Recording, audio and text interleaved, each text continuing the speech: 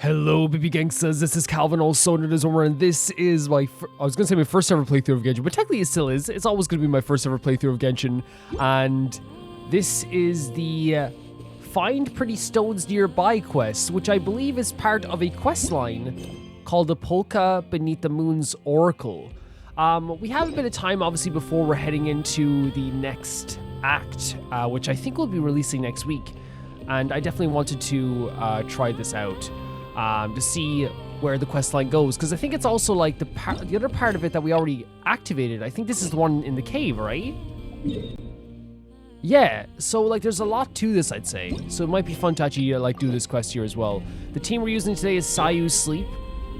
It's just a team that is like kind of fun to use. I think the spinniness of this mixed with Shangling's spinny fire move and Fischl's electricity with the little power up from Betty when we eventually do this.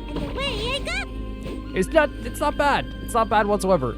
I actually like the idea of the team quite a bit. So we have to look at a pretty stone. Like Paimon mentioned a pretty stone, but I don't know where that could. Is it this? Can't be this, right? A pretty stone. And she says it around this location. There's a pretty stone. Should we use this for the first time in our... That's definitely not what I wanted to click. For the first time in our lives in a long while. Is it this? Pretty stone. Is it up top there on top of this maybe? And like we're just like in proximity to it? It has to be in this circle, right? So I wonder. Look at this little baby crawling up the top. That's actually very adorable. We rarely play as one of the little ones, so like I never really see that animation. Is this the stone? No, I thought it'd be up here then. Where? What is it? This? What? It has to be that there, right? It has to be this. Oh, it totally is. We just have to like resonate with this. Yeah, okay. Right? And then do this. It is that. Okay, talk to Kasha. Oh, that's the... Oh, this quest. Okay, so I'll try to put in the other part as well, where we talk to this gal already. I didn't know this was going to be like a part of like a quest line or like a quest chain. We talked to this girl like when we first came here to the Frostmoon Scions. That's pretty crazy. Did not expect that whatsoever. We're back, Kasha. Would you consider this a pretty stone? Wow, that was fast. You really are professional adventurers. You're amazing. Most stuff's pretty easy for us. Easy peasy for us, short of exploring in some crazy deep underground labyrinth or taking photos in spots of thousands of miles apart, maybe. What's wrong? It's a beautiful stone, sure, but I feel like it's been, it seems to be attracted to this big stone? Really, Paimon doesn't feel anything at all, but Kasha does? I'm not really sure either, it's just a vague hunch, I guess. It's like how Mahai mentioned the Reed Miller encounter of the Fae Princess through the guidance of the Moon Goddess. I guess the premonition of mine must be something similar? Wow, this is what they call foresight? But wait, Paimon's pretty sure the Moon Goddess wouldn't bother with something like that. She's probably way too busy for that kind of thing. What does her premonition tell you to do? For example, that we should put the stone back there? Okay. I know I'm not a kid anymore, but I still need to grow a bit to reach that high. Could you give me a hand with it? Of course. 100%. The irony of us playing as Sayu, but still. So we have to put it up top here? So I guess in a way it does have something to do with this. Wait, did we like... Wait, what? Wait, what? What just happened? What? We reconnected the stone? Is everyone in the village gonna be like, what the hell happened? Is everyone in the village gonna be like, okay, you just moved our big stone? And you know what's actually funny? Like, this is one of those times where like, that big stone was like a really nice set piece here, but honestly, now you can see the statue from anywhere here, you know? Not a bad idea, maybe. Don't worry, guys. I'm not here to attack. I just moved your big stone. That's mad. I love the way Genshin does that, by the way. Like, permanent world changes, even if it's something so small as a statue being rebuilt. Wow, I was right. As soon as you put the two stones together, something really awesome happened. It did. But now the stone we just found is gone. It's okay. I was only trying to find fragments like that so I could bribe mine in the first place. Now that we got this whole new story about the flying stone, the stone itself doesn't really matter anymore. Since Mai loves telling stories, I'm sure she'll be way more excited than this than some old rock. Thank you so much, Wanderer Paimon. Things didn't go exactly as I imagined, but I'm really happy with how it all turned out. Well, here's a pretty stone I found earlier. I think it's really beautiful, so I want you to have it as a thank you gift. Is that... Whoa, that's the whole quest? I guess, like, as I said, I'm going to be inserting the part in there as well from the other part as well. I guess it is one of those situations where I did do the other part of the quest already, the start of it, because it just activated when I talked to her. So that makes sense, and the first part of the quest was a bit longer, I guess. But then, it's part of a quest chain, so I don't think it's supposed to be, like, crazy long anyway. Okay, and another thing as well was this one, we can do as well. By the way, this is not like a small thing, by the way. We moved a gigantic rock that was a part of, like, the fixture here in this place, which means somehow it got blown off and flew down here. That's what I'm getting at. Right? It had to have. How else would this work?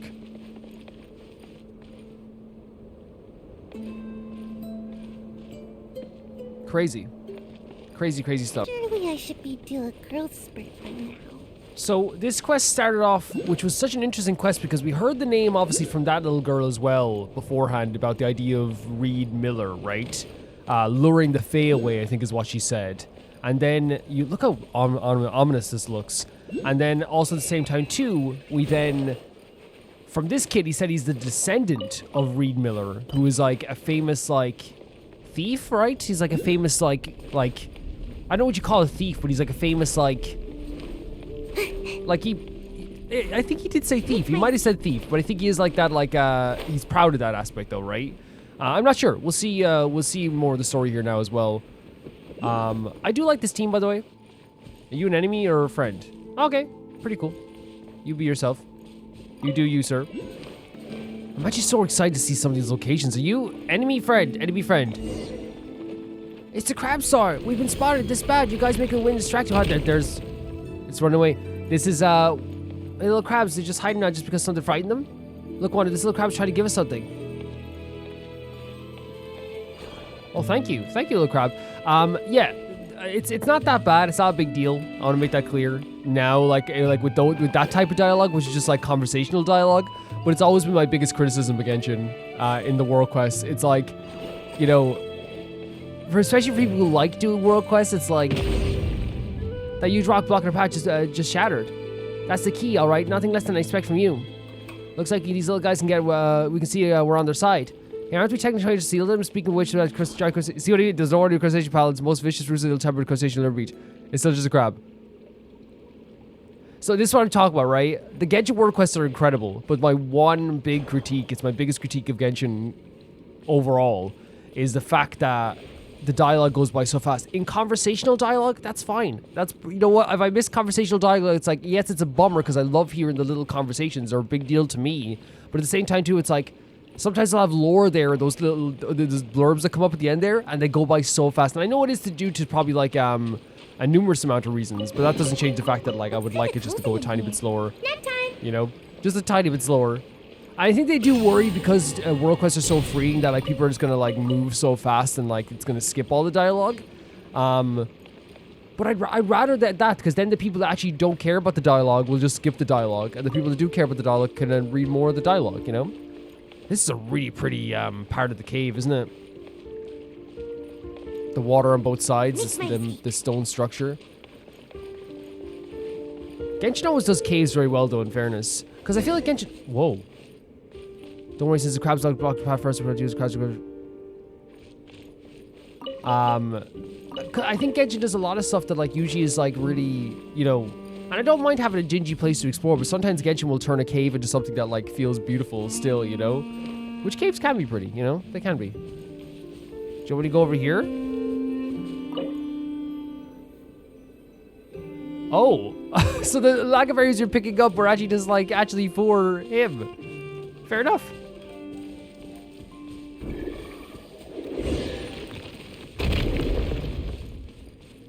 Cool stuff. Looks kind of cozy in here. Nap time. Nap time? Look at this big boy. The size of this crab. Where's he going? That's kind of scary though. I wouldn't... Oh. I was going to say I wouldn't follow an animal into a cave. Ever. But I guess here we are, you know? It doesn't matter what animal it is either, you know? I ain't going in there. So why... Oh, that's just to destroy that. And this is something we can, like, carry, right? Which will... For this, right? And even, like, look at this little section here. Can you imagine, like, sitting here, like, with the water all around you? It's so pretty. It is really pretty. How are we gonna... We have to get this over here, right? Do we have to be near, like, more... Like, here. We have to be near here, yes. So we have to go like this, and then maybe shoot it over to there. Okay, so we have to be near the Kuvaki energy. They explained that before, but sometimes you just forget.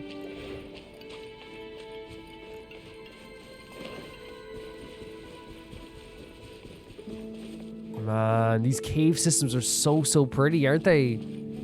Like, it's so fun exploring them. Oh, chest. Looks kind of cozy in here. Nap time. I love that Sayo's just like, man, I would love to sleep in a chest. But then again, like, Sayo, like, just loves her sleep anyway. Oh, look at this image even as well. It's gorgeous, isn't it? With the cave there. Super pretty stuff. Okay, so I guess we have to just do this. Didn't count on us knowing how to do this, did you, big gigantic crab? Didn't count on that. So we literally have to keep... Okay, so the Okay, I was just collecting them because, like, again, I've gotten into the habit of collecting as much flowers if I'm near them as possible. Because we're probably going to be leveling up more Nod Krai characters as we go. Currently, we're waiting for the next update, which is literally 5 days away, by the way. Which is crazy. And we have a lot of wishes available. You know what I mean? We got Flynn's. We definitely got Flynn's. I haven't gotten into leveling them up yet because I'm currently leveling up a Nefa. Ooh, what's in here? I started leveling up Lanyan. And then I was like, I'll level Nefa there as well first, just because Lanyan's boss is not like the most fun in the world for me to fight. What is this? Investigate? Looks like this way is blocked. Yeah, it looks like foggy and I don't know, it's like weird. It's like otherworldly even. Gorgeous. Look at the flowers here. Are you kidding me? Stunning stuff. Looks like there's nowhere forward. Where did that big crab escape to? This is a problem. These mirrors too are left behind by those Frostmoon weirdos. Only they and the crab Tsar can travel through them. So that big crab actually went inside the mirrors? It's just a crab, so where did it learn how to do that? It looked like it knew how to manipulate a lot of the stuff in the cave here. Well, it's probably something to do with the cursed stone of desire? Tsar soaks a stone, cursed stone of desire.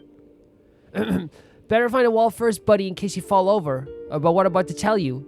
I, Matey Velu, I'm an actual member of the Conch Gang, here to get... Oh, the Conch Gang? So you're also for the Conch Gang. Russ, Miss Pivanova, I'll hold him off. That's kind of funny.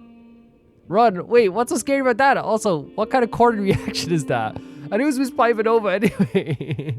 I love that Pivan's like genuinely worried. She's not even like, you know, angry. She's like, what's happening? It's normal to react that way when you hear our name, but don't worry, buddy, I'm not your enemy. I love the Conch Gang, it's so funny. And forget that for now, you just you know, I've been observing this place for quite some time already. Truth is, His Majesty Crabstar used to be docile, and didn't know how to travel through these mirrors until 6 months ago, so they are mirrors. That's when I picked up a strange stone from somewhere and started carrying it on its back. Its temper has taken a deadly turn ever since. Evil, cruel, and easily agitated. Sometimes it even uses pincers to crush other little crabs, turning them this place upside down. Wait, so the treasure you're looking for is actually a stone on its back? No wonder you say you'll have to defeat it first. That's right, buddy. Just now, Reed Miller took the Frostmoon treasure back from... Just how Reed Miller took the Frostmoon treasure back from the greedy governor, bringing her back to her senses. So we hear all these stories from Reed Miller taking the stone back from the greedy governor, bringing her back to her senses. So maybe there's a stone with the greedy governor who became greedy because of a stone. I guess a stone can infect people. But also like Reed Miller like luring away the Fae. Like there's all these like different like with like I guess stones as well. So there's something to do with stones, right? Stones are a big deal then in this story. Because we activated a stone in the last quest and like it reformed the gigantic pillar. So the duty of a Master Chief has always been to side with the oppressed, so that they don't have to kneel before any crab. So for all the little crabs. Wait, what? Wait, what's happening? Who's this? Is that what you wish for, ruler of Elysium? Wait, what? What is happening? No one's scared. I'm the heir to legendary thief Reed Miller. Anyway, identify yourself now. What is happening? Well, you scared Prime for sure. Didn't expect to find anyone else in a place like this. You look like a Frostmoon priestess. Yeah, ruler of Elysium. Are you talking about a might say? Ruler of Elysium. Are you talking about Paimon? Are you talking about Paimon? Are you talking about me? Stop pulling my leg, bird. Do I look like a person of lordly caliber to you? That how suits you much better, don't you think? Oh, don't be like that. I mean, look what you did already. What is like this? This is a mirror, but we can see someone's vision in it. So what are you doing in a place like this, buddy? Buddy, eyes up! You're all alone while there's three of us. Oh my god, mates is so funny because they like their first instinct is to square up. We are a fellowship of free people. If you wish to seize us and take us to the Frostmoon, then you're out of luck. Even back when Shazlord had the legendary Reed Miller. There's loads of these stories about Reed Miller. Like, Reed Miller is like, has a lot of like legendary like stories. But also as well, like, I do kind of like Matesy's like attitude with the whole thing of like, you know, we're free. You're not taking us back to the Frostmoon Scions. Fear not, I'm not your enemy. Still, Reed Miller, is that the name you've chosen to follow in this sublunary sphere? Of course. Anyway, I got no interest in plots and schemes in the shadows. What exactly do you want? Out with it. Oh my god, this little kid. This little kid. Squaring up, telling the person to quit the exposition. To just tell me what's happening. No, there's no need for such meaningless words. You are only here for treasure. I know that. I've known it from the beginning. Cast your gaze that way. Look beneath the mirror when the mirror shatters. You will find that cursed object that corrupts the hearts of men. Oh. As for me... Wait, don't go! She's gone again. Who in the world was that priestess? Who knows? Those Frosty folks always been kind of loony and cryptic. Oh my god. No tact do they have. Well, I suppose there's no other choice now. Let's follow her advice and go look that way. Let's go. So, there's a stone that corrupts the hearts of men. Because that'd be the same stone that, like, first of all, was in this the Reed Miller story with the greedy governor. Could it be the same stone that's corrupting maybe this crab as well? Could it have something to do with the stones that we collected earlier? Do we just have to jump in here? Oh my god! Let's go. Why is that kind of scary? Oh! that was like such a Looney Tunes moment. That was such a Looney Tunes moment. Oh my god. First of all, this place is absolutely gorgeous. It's such an interesting story. We have some, like, talking about the idea of Elysium, right? And, how they called one of us the root. Look how pretty this is with the red. Oh my god, the red shining in here as well is so gorgeous. Amongst the blue water, too. But yeah, like, the ruler of Elysium, a rock that corrupts men. What's going to happen here? What is going to happen here? I'm sure as well that Elysium was mentioned, by the way, in Nod Krai so far. But again, of course, we've been there's, you know, some stuff that will like slip our mind, I suppose, as well as we're doing stuff as well. But look at oh my god, the way we're able to travel on this as well. This is, I think, actually the like little thing you can do here with like the traversal here in this game in Nod Krai is actually quite fun. It's actually like something I look forward to doing. Because while we have like barely any control while we're doing it, it's still very fun, right? It's still very fun. Look at this location. Nowhere left to run now, huh? I know these grounds like the back of my hand. I can tell you that we got it cornered. Once you take it down here, this will be all over.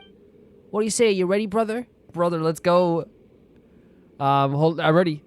All right, let's do this. Time to show that fellow what a proper, no-holds-barred frontal sneak attack looks like.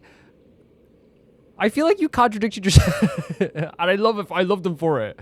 I love them for it. No holds barred means there's no rules. You can do any hold you want. You can choke them. You can do anything. Frontal sneak attack. Yeah, look, we have frontal sneak attack. Who am I to say? Right, a frontal sneak attack. Wait, can you call it a sneak attack if we do it from the front? Look, Matey knows what they're doing. They know what they're doing better than we do. You know what I mean? Matey is very knowledgeable about the frontal sneak attack. Looks kind of cozy in here. So I haven't used this team in a while, so hopefully we won't do too bad with it, but I can't stress enough how beautiful this place is, by the way, guys. It's so gorgeous. It's so pretty. It's such a pretty location. Hello, Mr. Are you gonna be... Oh, wow. Oh, what's happening? Wait, what?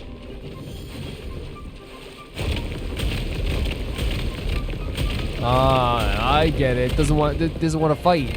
Help, matey! It's doing a frontal sneak attack. Oh. Oh, really fun idea for a mini game for the boss. Really cool idea. And I do like when Genshin does this. It's been doing it more and more, like this idea of like mini games within the boss battle itself, right? They've been doing it more and more. It's quite enjoyable. Let's wait for the thing to pop up, right? Cool music as well. Yeah, no, it's really cool. It's really cool. There's less straight fights and more just like...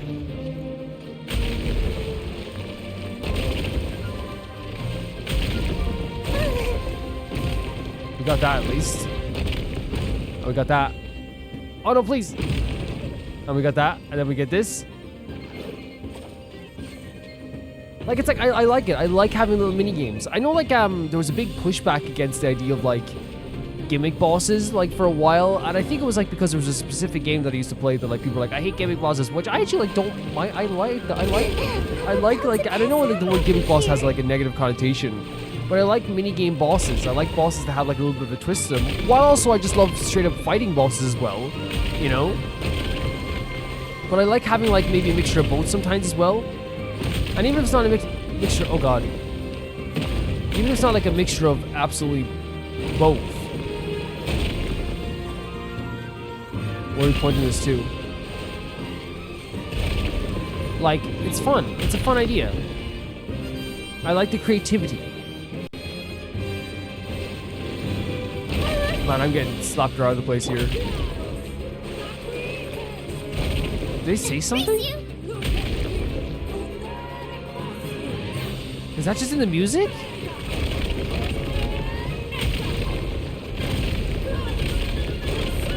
I mean, it's quite... Wait to wait for them to show up again. Oh, here they are. Okay. I find that fun. That's a fun, interesting way of doing this. Okay, so it is like the other pieces. We're putting this back together. Oh my god. We're putting this pillar back together. So cool. It flew away. Have you come searching for me? What was the priestess from before?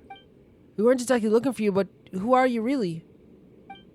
It's always like this. Promise to take me away, then always leave me behind.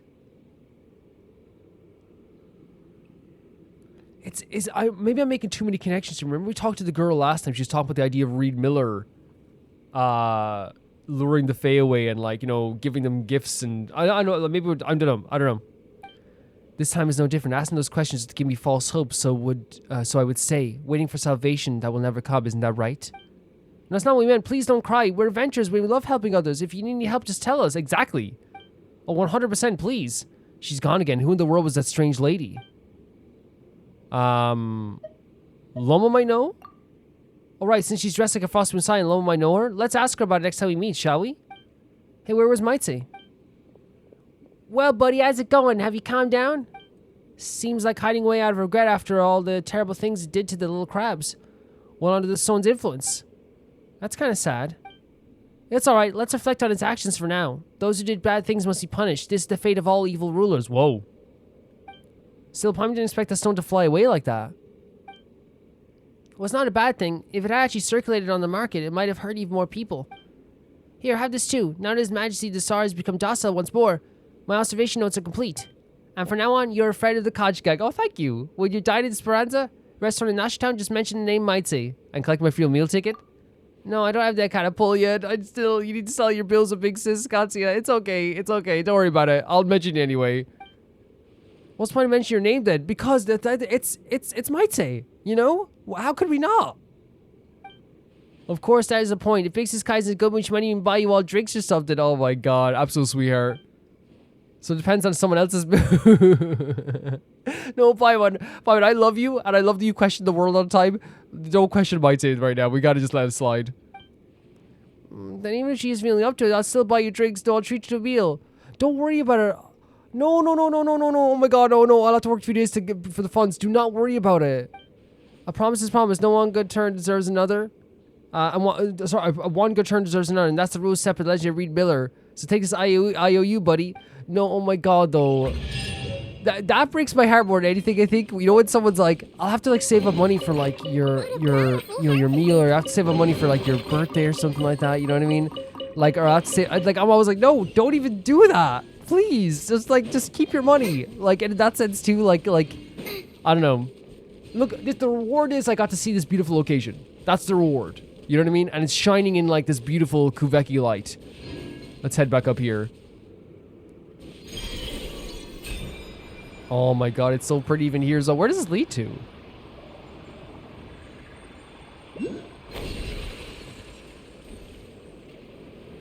Right out into a battle here as well.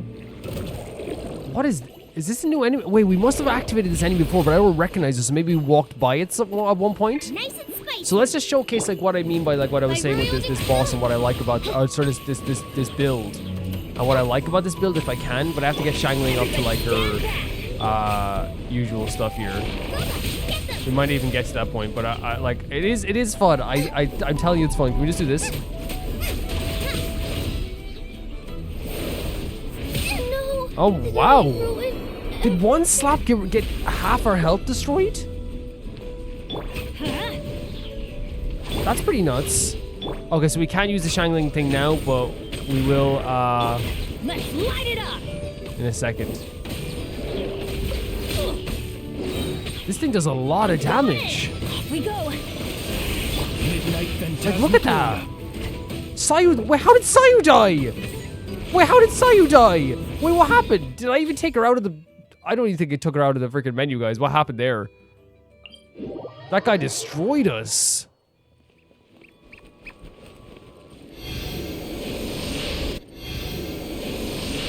Was not expecting that whatsoever.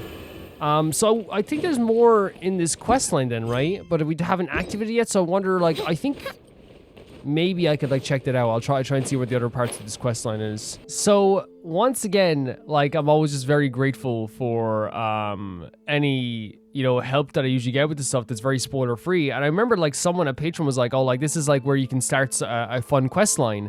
And I was looking at this here, and I was like, wait, that's where that... We've been to that place, we've been to that place. Oh, very cool. So, legitimately, we've already started that quest line. It's awesome. Thank you so much for that. That's so nice. So I think we have to talk to the person up here as well. That's awesome. And like, again, it's one of those situations where, like, you know, you guys help me out with that stuff too. Patrons help me out with that stuff. Even people like online, like on socials will help me with that stuff.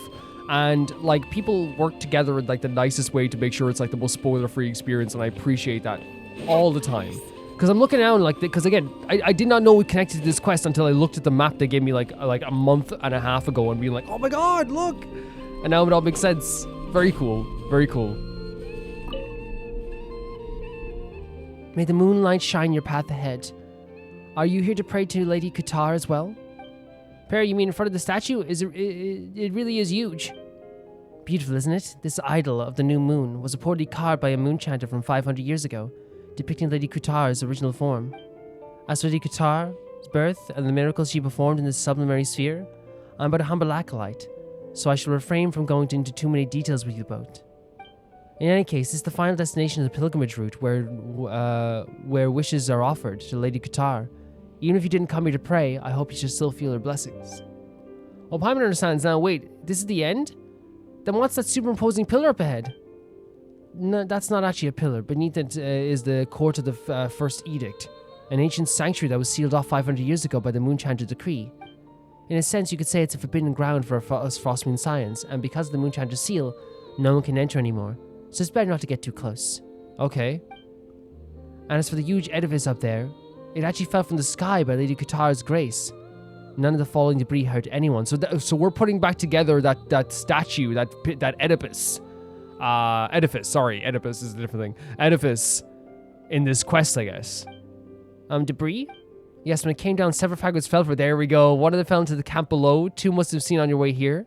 As for the other slightly larger fragments, remember they mostly fell to the west. Perfect. Thank you for letting us know. So that fell when Lady Guitar came to the earth as well. Okay. In any case, it was surely Lady Guitar's guidance that brought you both here. If you do not come to pray, may the moonlight bless your path ahead. That's so cool. Like, legitimately just a quest, like a way to, like, find out where they could be. So then, here's the thing. You go, like, okay, I found one here. We found one here, right? So then it's like, okay, so if you go west, here's the next location. That's so good. That's so good. So there was a statue that fell. That whole pillar there that we're looking at fell when Lady Guitar came here as well. Okay. And we're looking at the different fragments here as well. So is it literally just... Yeah, it's right there. I can see a quest marker. Perfect. Absolutely perfect. Take that crab there. For our pockets. How stunning is this freaking world, man? It's so beautiful. It really is. I have nothing but absolute praise for Nod Krai. Like even standing in the water, like with this music in the background as I'm walking through it slowly, makes me feel like I'm actually magical myself. You know what I mean? It's so amazing. It's so amazing. Bakani? 25, 26. What are you counting? Shh, keep it down. Not like I was gonna catch anything anyway. Come on, kid, isn't it obvious? It's my timing my cast. What do you think? I was waiting for a rod around to cast spells or something? Dude, calm down, right? Yeah, 100% we should have interrupted you. You were counting, but like, calm. Well, you are a member of the Frosty Moon Science. I actually think you have a very pretty haircut. Honestly, I love the white. It's really pretty. Maybe you're catching a bestest travel companion. Who knows? Like we did. Well, you are a member of the Frosty Moon Science, so maybe it's not that far off base. You give me too much credit, young man. I'm barely a half a Frostmoon Scion, not even an acolyte. Just a regular guy with no Kuvaki power to speak of. Yeah, it's the first time Paimon seen someone time their fishing down to the second. Well, what matters is your fishing technique, not how long you stand on the shore. Old and Mar, you never got that. No wonder you never caught anything. So I take it you two must be treasure hunters? No, we're adventurers, but we do take on work. Do you need something? Pretty much, as long as you're up for getting paid for the job. So who are you is all the same to me. Who you are is all the same to me. I've got something you can help with if you got time. Sure. You see, I'm the best angler in Hisi Island by a long shot. No one, not even successive generations of moon chanters could surpass me in fishing. Really, that's amazing. Wait, that doesn't mean anything. Fishing isn't even a part of the moon chanter's job.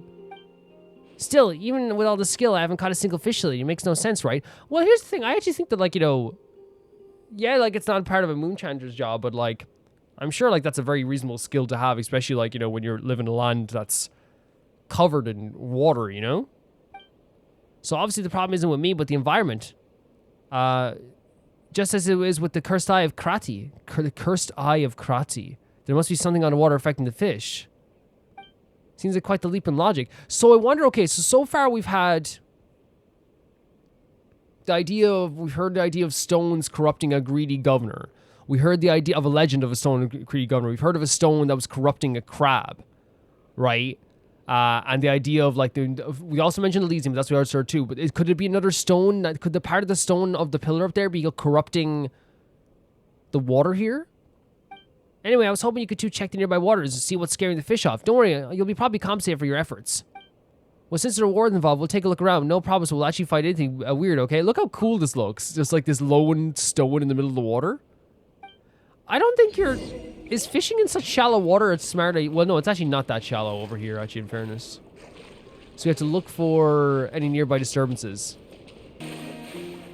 Whoa! There is some stuff underwater. That's kind of freaky to me.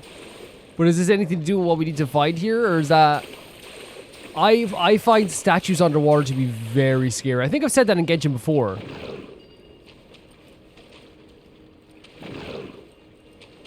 I've always found statues underwater to be incredibly whoa, my lord.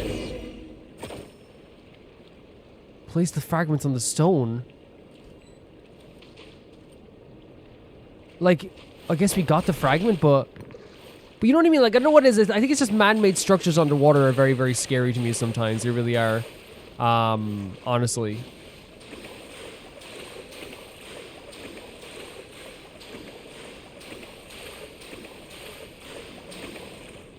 Bikani.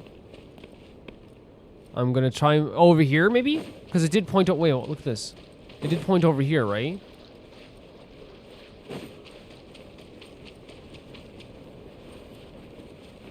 No? Maybe we actually... Wait, hold on a second here. Place the fragments on the stone. There's a lot of statues around here. Let's head back over here for a second. Maybe we actually need the Kuvaki energy over here to do that as well, though. I haven't interacted with Kuvaki energy as much as...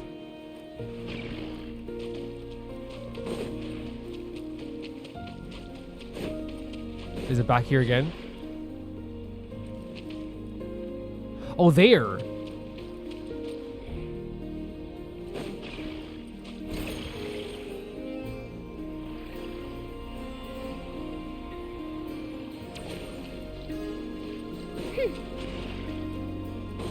That looks like a big enough stone to put to place something there, right? But where's the closest Kuvaki energy that we can do this in? Right by it? Here?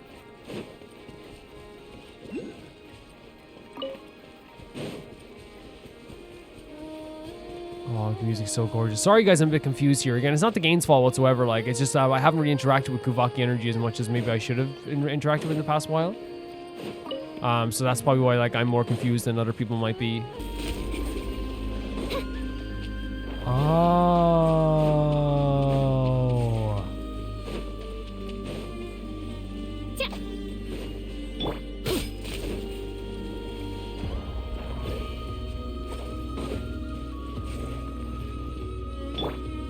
These things give you like a little bit of boost of energy.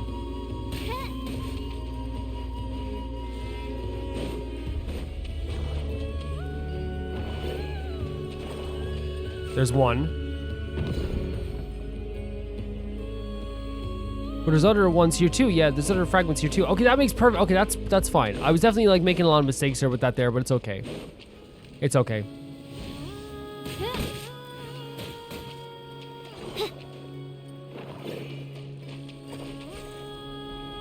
That's two. So is there a third fragment around here?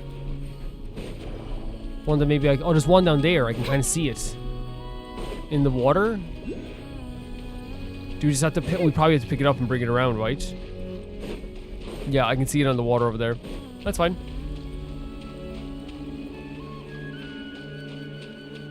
I hope we're gonna be. I think we will be getting some amazing world quests here in Nod Krai. I have a feeling. Is there one like down? There is one right there. So do we just have to bring that up and then bring it out here, and then do that along the way? Yeah.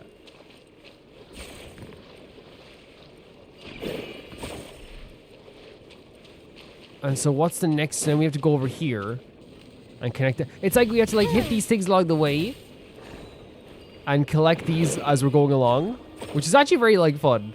You know what I mean? It's like a little mini game.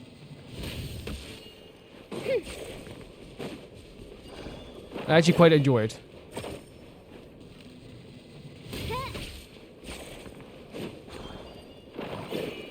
There we go. And there's one more up here.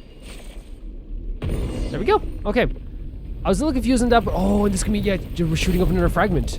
That's crazy that this is the part of the quest. Like, all these fragments are shot up when Ludi Kutar arrived. We're, like, putting them back up on this, this pillar. Very neat stuff.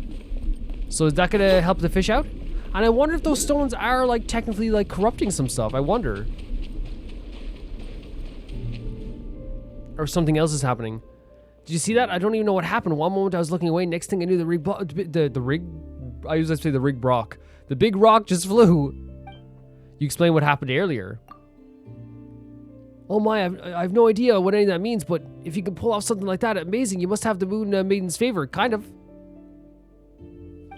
Oh, the moon goddess protects. She protects indeed. Now I can fish here to my heart's content, so long as that annoying bard doesn't bring his pet over, or goddess forbid starts singing. Which annoying bard? As promised, here's your payment. Although I haven't caught any officially, I'll relink all kinds of other stuff, some of which might be worth quite a bit. Don't worry about it. It was actually like fine. Not that more as much use around Hisi Island anyway. So it's all yours. Thank you for your help. Now it's time to fish in peace. So, actually, like, here's the thing. I say like, oh yeah, it's okay. You can do whatever you want to. That's really cool here. So, oh, fishing. We can just fish if you want. What do you, oh, you give us some stuff there as well. Okay, that's fine. Whilst I'm like usually in the camp of just like, yeah, don't worry about it. I do think that like one of my favorite things about Genshin is that like they haven't shied away from the fact that like Ether deserves to get paid. That's another shard, isn't it? That thing over there? Is that Ether deserves to get paid for his work and Paimon deserves to get paid for their work as well. Like, and I love that. I love that that they don't... It's over here, I think. Yeah. I love that they do not shy away from that whatsoever. We'll start over here. Because it's the same thing. I remember when I played The Witcher... when I was like a little bit younger. Like, I played The Witcher when it came out back in 20... Was it 15? So I was a wee baby. And I remember like legitimately my my stance on it at the time, when I was like, I would always just like take money, the right amount of money, never haggle, never do anything like this whatsoever. But then when I got older, like I remember like being like, I'm out of here. no, like Geralt is about to put himself in a very terrifying situation. You know what I mean? And yes, you could say, well, he's saving somebody's life, so it's like a very good thing that he's doing this and stuff like that too. And it's like, yeah, 100%. But also, I do think that it's fair from Geralt's perspective to be like, oh, we should go this way, right? That makes more sense. What am I doing? I do also think it's fair from Geralt's perspective to be like, I could die. You know what I mean? So asking for an extra 20 pieces of gold isn't that terrible. You know what I mean? And in this case, like, whilst like these are small commissions and why we do small commissions sometimes, I think it's also like totally fair for Ether and Paimon to be like, to take payment for stuff, right? We talk about the morality of situations as well, and we talk about Nefer, how like, you know, oh look how beautiful this is with the wait, this has gone very red. Is that just because of the Kuveki energy? Possibly. Thunderclap Reef. So there's a quest here as well. Is this what the quest is going to be? This might be legitimately the quest, because there's that big stone over there. It looks like a fragment. But yeah, like Nefer was like, hey, like, you know, you can't look down on me for taking payment for all this stuff when things are going wrong, because isn't that just what the Adventurers Guild does? And it's like, yeah, kinda, you know? And you could argue like, oh yeah, but the Adventurers Guild, like, you know, they're good people, but then it's like, yeah, but we're still taking payment. Like I said, like after the stuff that happened in Mondstadt in the previous quest, if you guys remember the I forgot these guys are like immune to this. If you remember in the previous quest, one of the previous Archon quests, we had a big crisis happening in Mondstadt. Do you think that, like, yes, like, the Adventurers Guild obviously helped repair stuff, but do you not think afterwards, like, the Adventurers Guild didn't go like, hey, yeah, like, you know, if you want us to, like, you know, reconnect the roads to Liyue because they got infested with hilly churls, do you think that it's wrong for them to be like, yeah, but we kind of would like a bit of payment for that? Of course it's not wrong. It's like they're doing work, you know? This place is so cool with the red lights, it really is. So this is the thing over here? I'm guessing. What's that over there? Investigate the Thunderclap Reef is like, this is a big part. Oh. Hello? What? We've seen this type of hat before, right? Similarly, but not the mask. Crack a tree, you're back already? That's weird. You didn't collect the fragments, so why are you here so soon? Hello? Oh, I'm sorry, please let me explain. There's really good reason I'm dressed like this. I'm not, it's not heresy or anything, I swear. I do not care if you commit heresy. I'll be honest with you. Well, Paimon hasn't even said anything. Huh? You're just an adventure for the outside? But the moon god is silken locks. I thought you were... Wait a sec. Why are you dressed like that and acting like it's totally normal to boot? Was my favorite outfit. Okay. Wait, you must be... You're the one the moon maiden holds dear. Wait, what? I'm totally unfazed with all these Kuveki turbulence. So maybe they don't know that we're, like, they're just kind of, like, guessing, maybe? It's a really cool outfit they have on as well, by the way. About that, well, Paimon thinks we can just skip over the details, but seriously, why are you dressed like that? What are you doing here? And what even is Kuveki turbulence? A part of my rudeness.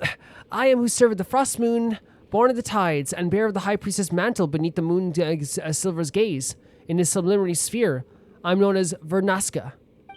But you two can just call me Verna. I'm currently on a very secret mission to restore balance to Gavaki here. So if I may, how should I address you both? In this sublunary sphere, I'm known as Wander, and this little one's Paimon. Copy the way she talks, really? Fine. In this sublunary sphere, Paimon is Paimon, and that was super embarrassing. Paimon's not having it today. Oh, you mentioned you're on a secret mission. It's not very secret if you just tell us immediately, is it? And calling yourself the High Priestess while dressed like that? You ain't fooling anyone, miss. Well, you can't judge a book by its covers. It wears, yes. We too have had scammers parading around Nashitown in the Frostmoon robes. They were clearly found somewhere. Oh, I know. A demonstration of our ancestors' blessings should convince you of my identity. Bear witness. Whoa, that Kavaki power is intense. Paimon, run for cover. I'll cover you. Wait, seriously, what? Are you okay? Don't mess around, would you? Nothing happened. Paimon, like, again, even the way she's smiling at us, she's not mad. She's just generally worried. She's like, are you okay? She's like, what's happening with you today? Oops, I've got this outfit wards off Kavaki. Hang on. It does? I'll take it off and try again. Oh, but with this turban's afoot, I might get a little nosebleed without my suit. Well, since it won't take long, I guess I'll be fine. I love the outfit, though. First, I'll do the strap here. Wait, no need for that to go after. We believe you. Just keep the suit on. Great. Does that mean you two will be willing to help me with my mission? Yes, of course. Wonder, did Paimon pass out for a minute or 10? Why is she suddenly asking us about some promise we'd never heard about? She's got to be a fake Paimon, sure of it. I thought we trusted her a second ago. I told you I'm not faking.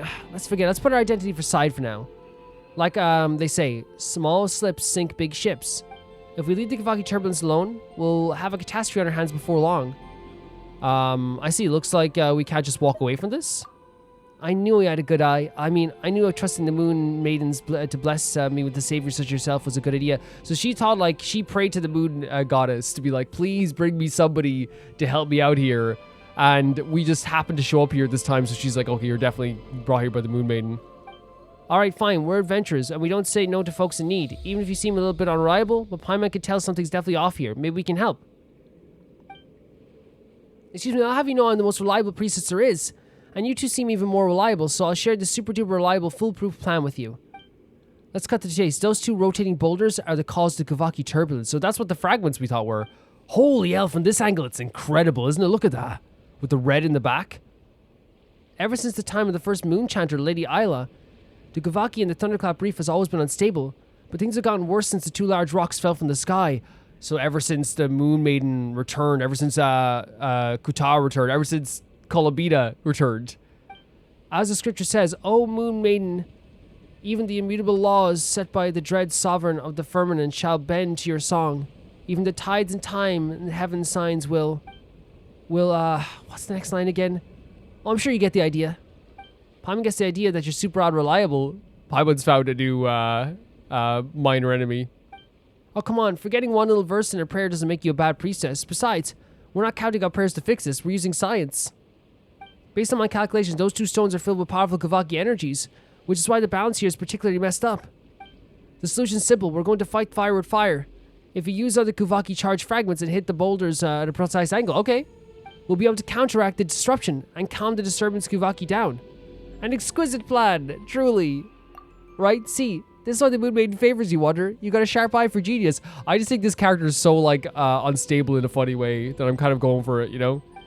Paimon doesn't really get this calculating and analyzing, but Paimon's not sure she can trust anything you say, Verna. We won't know unless we try, but there's a problem. Kraka V and Kraka 5 and Kraka 7, who are looking for the stone fragments, still haven't come back. V and 7? Now that you say that, Paimon doesn't remember you mentioning Kraka 3, was it? That's right, Kraka 5 and Kraka 7 are its successor models. These little fellows are amazing helpers. If only the original Kraka 1 was still around. Well, that's a long story for another time. I wish I'd go find them myself, but my nose started bleeding like crazy after I took a few steps in. That's nuts, by the way. And that's where we need to step in? Oh my, Paimon, you're just as warm and kind as you look. Thank you so much for volunteering to help me. Paimon's not doing this just for you. This is for everyone's sake. Wait, why'd Paimon say something like that? In any case, everything will be okay as long as we help Kraka 6 and 7 with those stone fragments, right? Yes. And once you collect the stone fragments, just toss them up with those two large stones. That's the beauty of a proper scientific solution. It works no matter who tries it. All right, my ever-reliable wanderer Paimon, I'll be counting on you. She's like, I know, I like the idea of a possible moon goddess. Look how pretty this place is, guys. Holy hell. I love the idea of a possible moon goddess.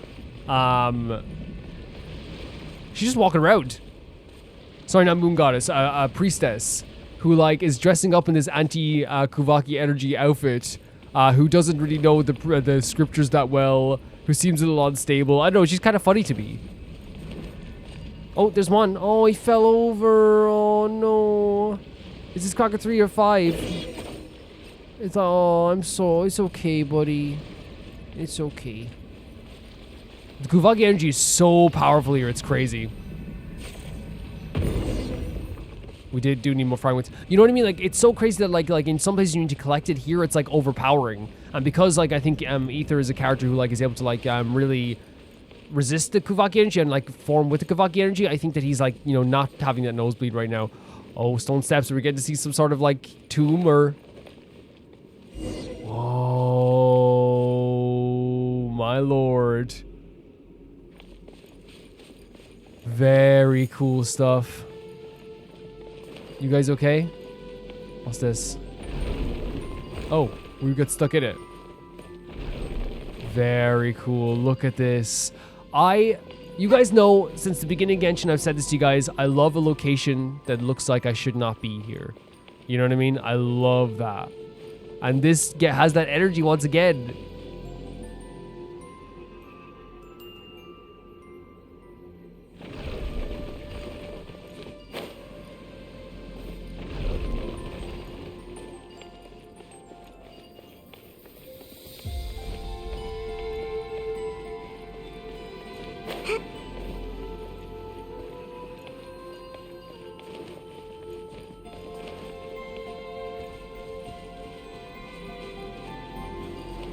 Do you have to push this back again? Do you have to go under this?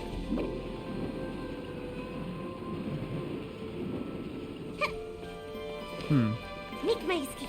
Meet my ski. It's crazy that all this time, like, they still have her say meet my ski as a catchphrase.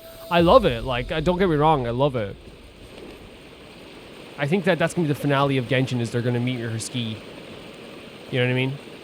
We're going to be like, all the Harbingers are standing right in front of us. The Abyss Order is right on the other side. And then also, like, the Sinners are all there too. And then you just hear, meet my ski. And everyone goes nuts. Everyone's going crazy over it. It's the biggest moment in Genshin history. And yeah, everyone cries as well. Like, and here's the thing, that's not me writing it. That's just like, you know, I saw the leaks for the finale of Genshin Impact, you know, 55 years from now. 55 years from now, all the different updates. The new Genshin update. What's it called? It's called Downtown. Everyone goes downtown and goes to the shop. What do we do with this? Unless we have to, like, interact with these guys? Is that what we interact with? So it says go here. Yeah, okay. They've detected something. So maybe... Oh, okay. Looks like it's the way it's blocked by the rock over there. Move. So maybe they're showing us a way to go? Oh, there we go. Just had to interact with these little guys. Oh my god, look at them. You going too? I love these guys. They're so adorable all the time as well. They really are.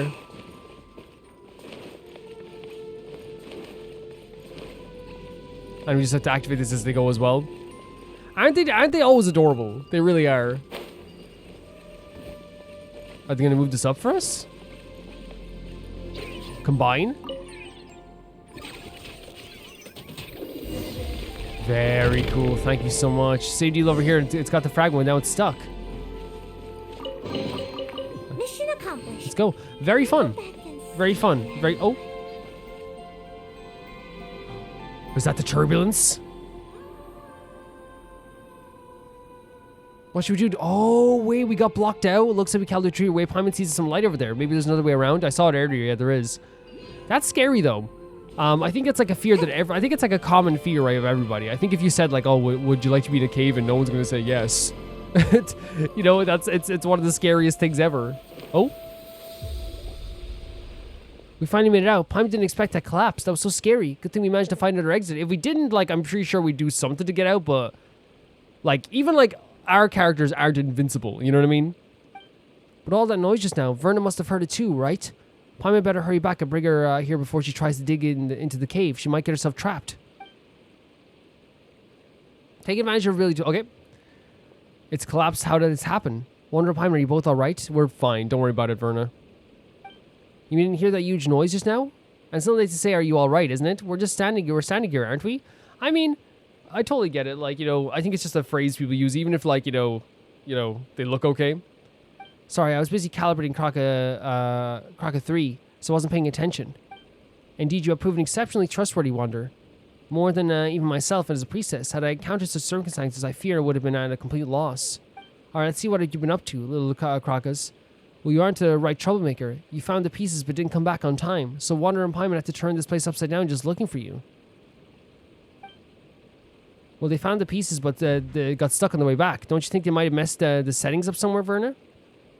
Certainly not. I'm a direct apprentice of the famous Papa Wrench and the finest mechanic on Hisi Island. There's no way I'd mess up a simple recall function. Nope, definitely not. Okay. Don't think Paimon didn't hear you hesitate. Let's face it, a bad recall function or not, they didn't return. So there was a bit of hesitation there. Nope, definitely not. That's what I was reading. Nope, not nope, definitely not. It's nope, definitely not. I think it's kind of, I don't know. I think they're funny. I think Verna's very funny. But they have returned. You two reliable souls did bring them back, didn't you? Now all we have to do is toss this fragment up like you did previously and everything should go off without a hitch. You're seriously sidestepping the issue here. Paimon saying all this with a smile on her face all the time is so funny to me. It's like she's not angry or anything. She's just like so confused about the world today. As the sacred prayer goes, O great Father, for of Genesis, forger of the triple moons, let your wrath right that eschewed throne, that the fair one might become thy. What's this? Oh, great Father of Genesis, forger of the triple moons. So forger of the three goddesses and the moons. Let your wrath right eschew throne, that the fair one may become thy.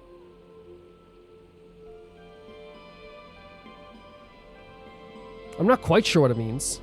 Become thy. What comes to... Oh my god, I love that they don't know the full scriptures. I think they're hilarious. I think they're so adorable. Yes, I said adorable. I think they're adorable. I think a character who, like, is, like, trying... Like, who says they're a goddess, or... a priestess, but doesn't know anything about, like... Or doesn't know how to finish off scriptures is hilarious and adorable. Especially since they're, like, tripping over the words and everything. Forget the chant. Scientifically speaking, no matter the problem, a few good whacks will do the trick. Percussive maintenance, go. Yeah, science. That's right. Whether it's treasure hoarders, specters, or troublemakers from who knows where, just whack them a few times and you're good to go. Wait, how is anything remotely scientific? But the thing is, well, I do think it's also an interesting character. Like we said, like, not just a priestess who doesn't know scripture, but a priestess who, like, believes in science, like, fully. More than even probably even, like, their own scriptures. No matter how Paimon looks at it, something about this plan feels off. Are we sure we won't accidentally blow up the whole island sky high? You're a funny one, Paimon. No one will be silly enough to blow their own home apart, right? Verna, you have the energy of someone who would do that, but let's just go with it. Rest assured, I've been thoroughly researching this for a long time. I can vouch that it's a very reliable plan. And we did test it once just now, didn't we? Guess we got no choice but to try at this point. I think Paimon, like, is always just like, man, when I have to be the voice of reason in situations, I think it upsets her sometimes. Not that she's not, like, a reasonable person, but, like, sometimes Paimon likes just to, you know, Paimon has, like, a few modes, right? And I think one of the modes is, like, usually she's, like, reacting to the world around her. And she's doing that here. But then she also has to sometimes be like, that doesn't make any sense. You know what I mean? She has to be like that, too. Nocturnal blessings. You never know when we need them. You never know.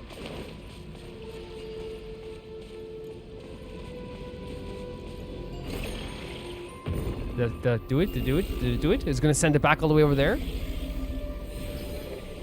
What do you think? Oh. Whoa. Whoa. Wait, what have we done? This is like Rue's Island all... Oh my god. We've caused a storm. What's going on now? The Kavaki feels even more unstable than before. So much for that intricate plan of yours. Is this all part of the plan? No need to panic. This is just a minor technical issue. Nothing to worry about. You sure? This is crazy. We just changed the weather. We successfully adjusted the Kavaki from chaotic state to reverse chaotic state. Now we just need to nudge it back to normal. Think about it this way.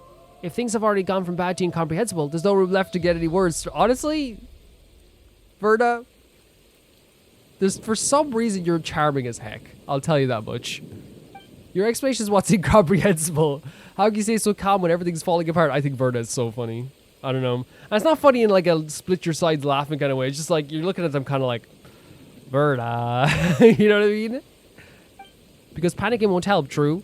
Staying calm, let us think clearly and find a way out of this mess. I'm sorry I lied. I'm totally freaking out. I'm just trying to look like I'm not. Okay. Wander Paimon, what in the moon's name are we supposed to do? It's okay. Look, and this is again why her character is so interesting to me, right? In this moment, she's like trying to stay calm. She's trying to act like she knows what she's talking about. She's trying to act like everything is like falling into place. But look, she's broken. She's like, hey, she broke that kind of type of veil, and she's like, hey, like, no, I'm actually freaking out. What are we supposed to do? She's just gonna dump the problem on us now? Hey, if you're really a priestess of the Frostwood Science, don't you have some kind of prayer or spell that can stop the storm? Paimon in front of like a Catholic, you know? It's like, oh my god, my car's broken down. Pray to Jesus or something, okay? I'm not helping. Pray to the man upstairs, okay? Don't you have some sort of Bible verse? But I'm not insulting Paimon. I love her for it. I think it's hilarious. You say like such things exist. That's why you place our trust in science. Yes, we've still got science, don't we? Now let me check. And there it is again. The idea of a priestess who trusts in science. So there's two possible avenues here. They're not a priestess, or it's even more like, again, which is fine too. That means there's like this big reveal. But I do love the idea of a priestess who like fully believes in the idea of science more than even like religion. Just as I suspected, Crocus Tree is reading suggests that a source of faint Kavaki traces nearby, almost identical to one of the other fragments. If the first two fragments tipped the Kavaki into a reverse chaotic state, then the third one should be able to bring it into a state of minimized turbulence. Yes, that has to be it. I mean, let's go with it. So it's just a miscalculation after all. I knew the plan itself was absolutely foolproof. Wander Paimon this way. Looks like we don't have any other leads. Might as well follow Verna. Come on, Wander. I mean, I think it's absolutely incredible that the weather is shit. Look at this.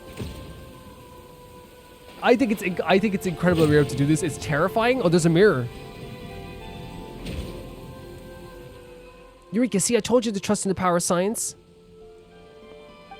She's back! You arrive at last, hero of Elysium. Whoa, there's someone else here too. So she was here. She was in the second part of the quest. Hold on, this one seems familiar. If Paimon memory serves, she gave us directions the last time we ran into the giant crab. Yeah, she's back. But now she's shown up again. Who are you really? I am dawn's first breath upon the world's weary brow, the final draught of nectar drawn from a bitter well. I am mother of all and daughter to all. Wait, what? The final draught of nectar drawn from a bitter well. So like the first dawn's breath upon the world's weary brow. So when things are tough, she's the thing that is like there for people. She's mother to all and daughter to all. So she's also like a creator, but also I guess a daughter as well. Is that a prayer? Let me think. That doesn't sound like part of a rite, but it's a verse only Moonchanters is allowed to recite. A true priestess would never get the sequence of the prayers wrong. Another fraud in a borrowed robe. I've seen plenty of your kind. Well, so she said only a Moonchanter. So could there be a Moonchanter from the past? Last time was a woman called Hidebibi. She's dressed the part to play the role, and fooled quite a few. But tough luck for you, imposter. You've got a real priestess here, and I can see through your disguise. Do the mask carving determine the actor's worth? What matters is that she sits in the seat and thus plays the role. Wait, what? Is she saying does it matter, like, who they really are? What matters is, like, if they're playing the role well? In this sublunary sphere, Are we not all masked? It is merely that some veils can be seen and others not. True, I guess true. The idea that people always have something to hide. Well, it sounds profound. If nothing else, she sounds more priestessy than you, Verna. She's way priestessier. What's that supposed to mean? It's okay, Verna. Even if you're an imposter. Excuse you, I'm not an imposter. She is. You outsiders are so easily tricked. Ignore the sweet words and look past the surface for one. Why don't you? Never mind. According to my calculations, you're the one who hid the fragment we came to find. Isn't that right? That's no trinket for common hands. Hand it over or I'll use the moon goddess' favor to give you a head enthusiastic blessing. See, now Verna thinks that's because she prayed to the moon goddess once. It's going to work again in that way. Are you a priestess or a thug, Verna? Honestly, though, I love there is a chance she is faking being a priestess, and that's fun too. The idea that like this fake priestess, is like reciting bad, scripture and like talk about how she's going to use the moon goddess to beat someone up. That's really funny. That's funny as well. It's also funny if she is a priestess and she doesn't know all the scripture and she's threatening someone with the moon goddess. I think it's just very funny. What do you want me to bow and kiss the forehead of this scammer and sing her dainty hymn while we're at it? Now's not the time for etiquette. I don't know why. I'm just drawn to Verna. Your desires unfurl before me like threads, and I have traced their destined weave. But there's no place for it to speak.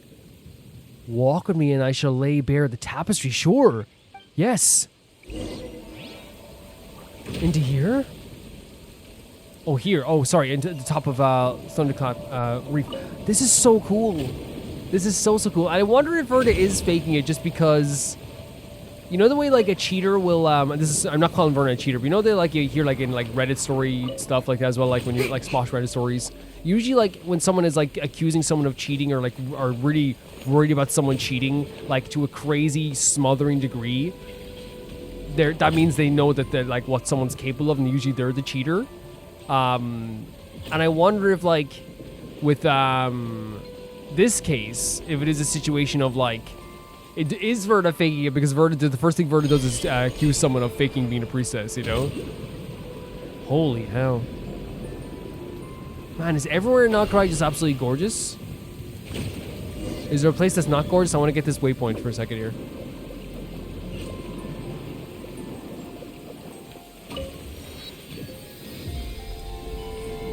Like, by the way, Nod Krai... Oh my god, look at this with the black clouds in the back as well. Can we see the statue from here? I don't think we can.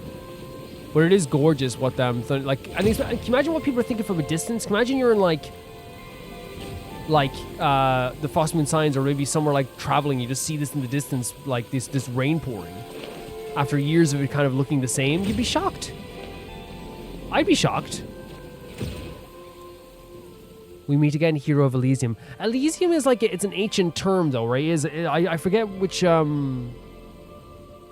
a real thing.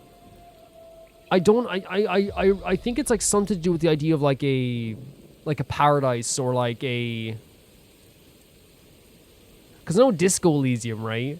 But I think it's something to do with, like, it's an ancient cultural thing to do with like something like it's a place anyway. It definitely is a place.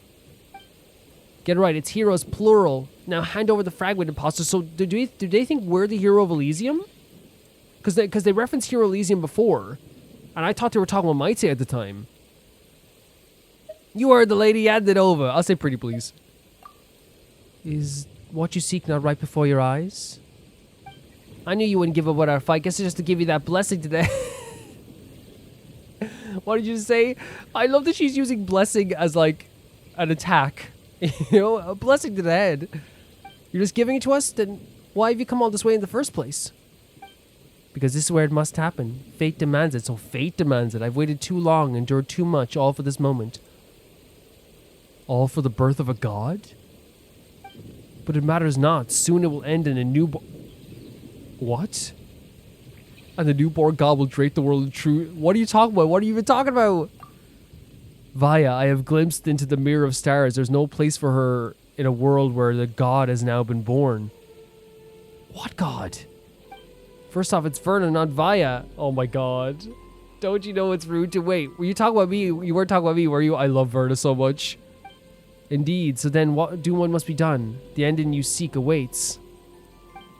We're not here to hurt you or anything. You're just so vague and cryptic all the time. It's getting on Paimon's nerves. The idea of a god, right? They said, like, I have glimpsed into the mirror of stars. There's no place for in a world where God has now been born.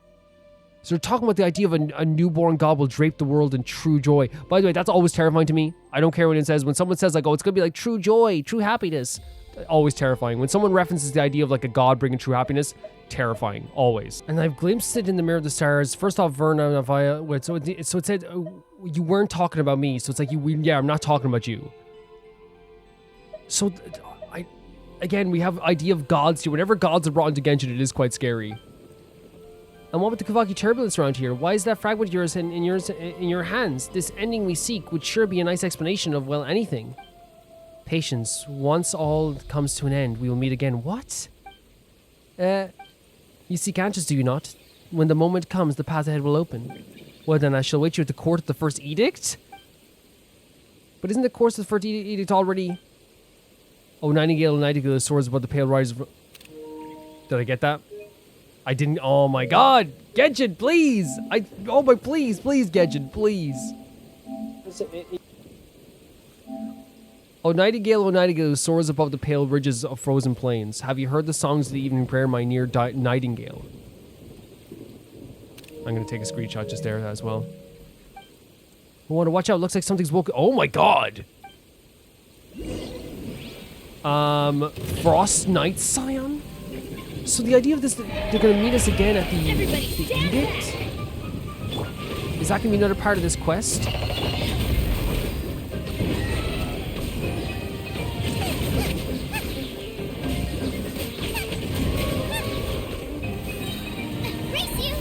The music here as well is so good. It's so good. I know they're all really electric, but...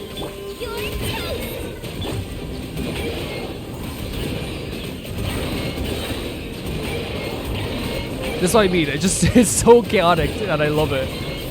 It's so chaotic. Maybe I do need healing there, but it's okay.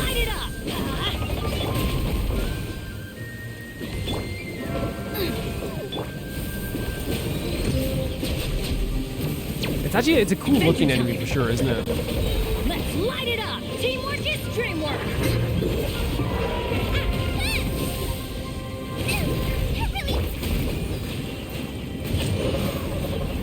Oh, come back up here. No, come back up. Come on, back up. Huh. No reason at all. Why not, though?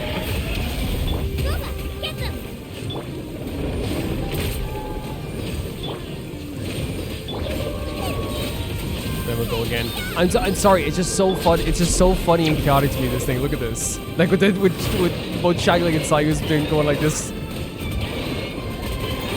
No, come back up. I know what you guys do. Sometimes you guys make their health come back, but that's probably world. That's just world bosses, I'm guessing. Midnight Phantasmagoria. Nice and spicy. No, get back up here. Come on. Come on. Stop being silly. Stop being silly, Billy. Come back up here.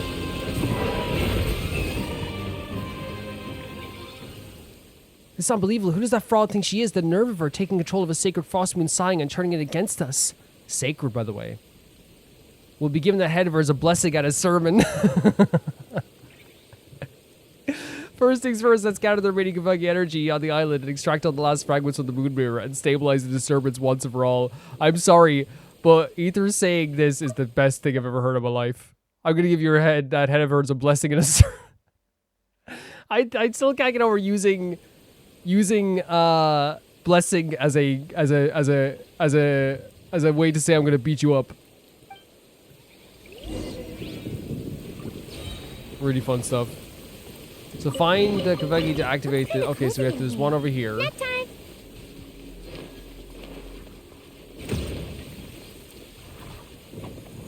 That's one. Wait, so we're activating the moon mirror itself? Okay, let's go. Make my escape.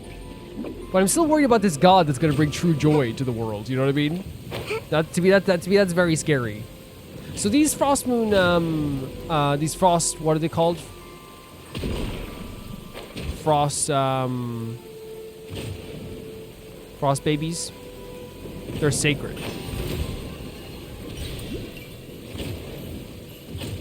Did we not get that one? Oh no, we have to follow it all the way there.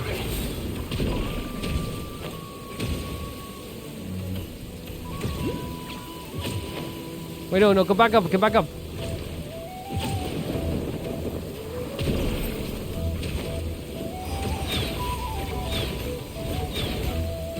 Did that work? I'd assume so. Hey, bully you, you're bully. You're a bully. You're a bully. You're literally at my home. Your home? This is your home? You pay rent? Off we go. Adventure time. Freezing Benny. Off we go. See you later, buddy. Okay, I'll leave your home. I'm leaving.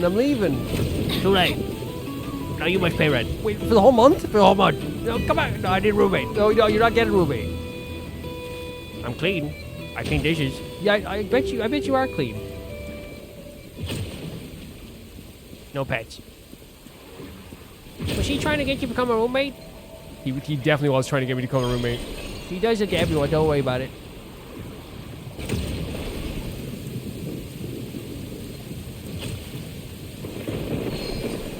Oh, he comes calling. Oh, I thought you were coming back to me. Oh, come crawling back. No. Oh, he's going that way.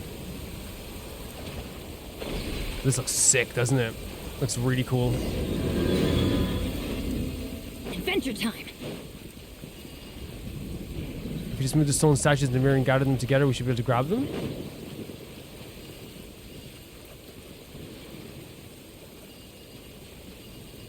I don't even know what I'm moving. We go.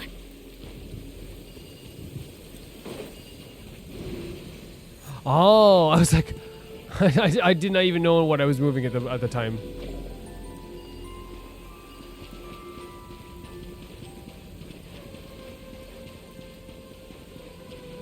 This is a really cool visual, though, isn't it?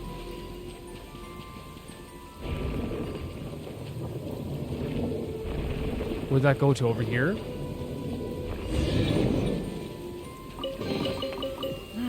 Even better than I imagined. It's my lucky day.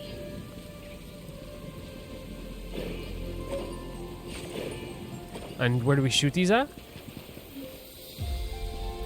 Oh, okay. Then we shoot them at this thing over here. So cool. Very, very cool stuff.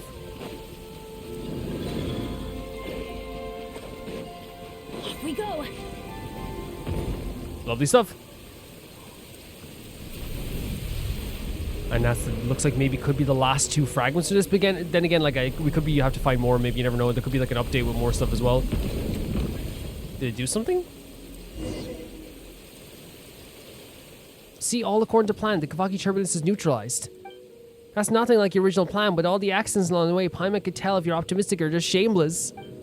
I'll take it as a compliment. After all, being pessimistic and risks averse won't get us through situations like this. I do like their attitude sometimes, right? I do like it. I think they're very funny, as I said, and they're adorable. And honestly, like they're, like I know they're the type of chaotic energy that like I do like to be around sometimes in games. Okay, fair enough. But Paimon can't help but wonder why are you out here on your own? Shouldn't the other signs be helping you out in some way? Since you helped me this far, I suppose you should come clean. This island is a way considered a forbidden place for us Frostmoon Scions, and I may have committed an even greater sin. Forbidden, but we were able to just walk in. In our territories, that's not so uncommon. What truly holds people back isn't its walls they see, but the walls they built in their hearts make sense. Because the idea of like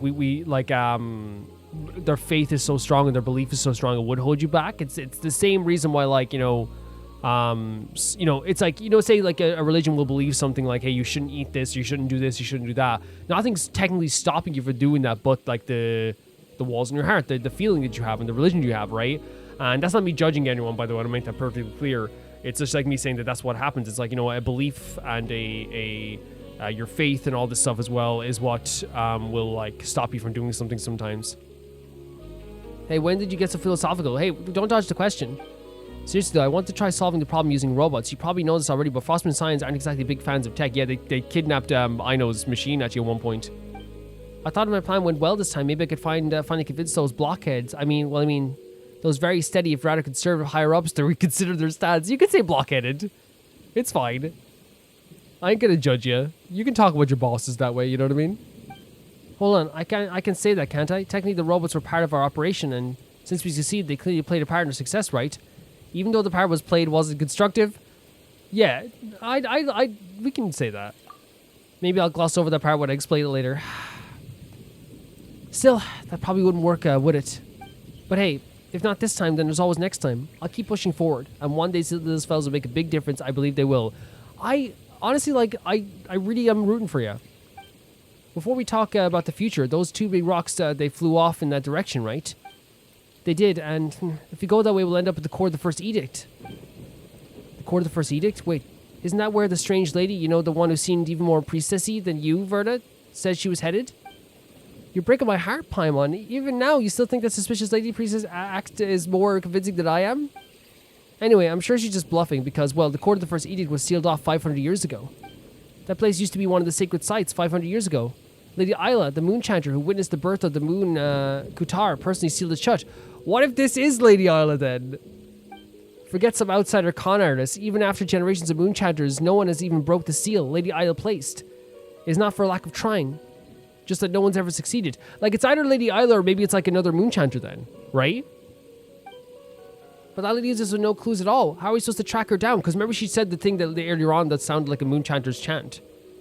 Don't worry, I've already come up with another brilliant plan. Although it might need just some tiny bit of prep. Just a little, probably. Okay, I'll clean up the robots first. Thanks for all the help, Wanderer and Paimon. O fair frost moon, weave me a gentle hymn, and bless the nightingale-hearted wayfarers. For ye have stolen the fell curse of the north wind, and the silver spire sought to pierce the firmament shall no longer. And she doesn't get this one right either. Well, I did memorize Lady Isla's prayers properly. Anyway, thank you, and we meet again. Verna is amazing. Verna is fantastic. I guess so. So there's another quest in the... Is it in the... It's in the same thing, Echoes of an Unfinished Past.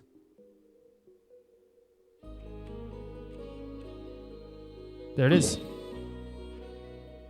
Yeah, I'm excited for this. So what we've like seen... Well, that's her?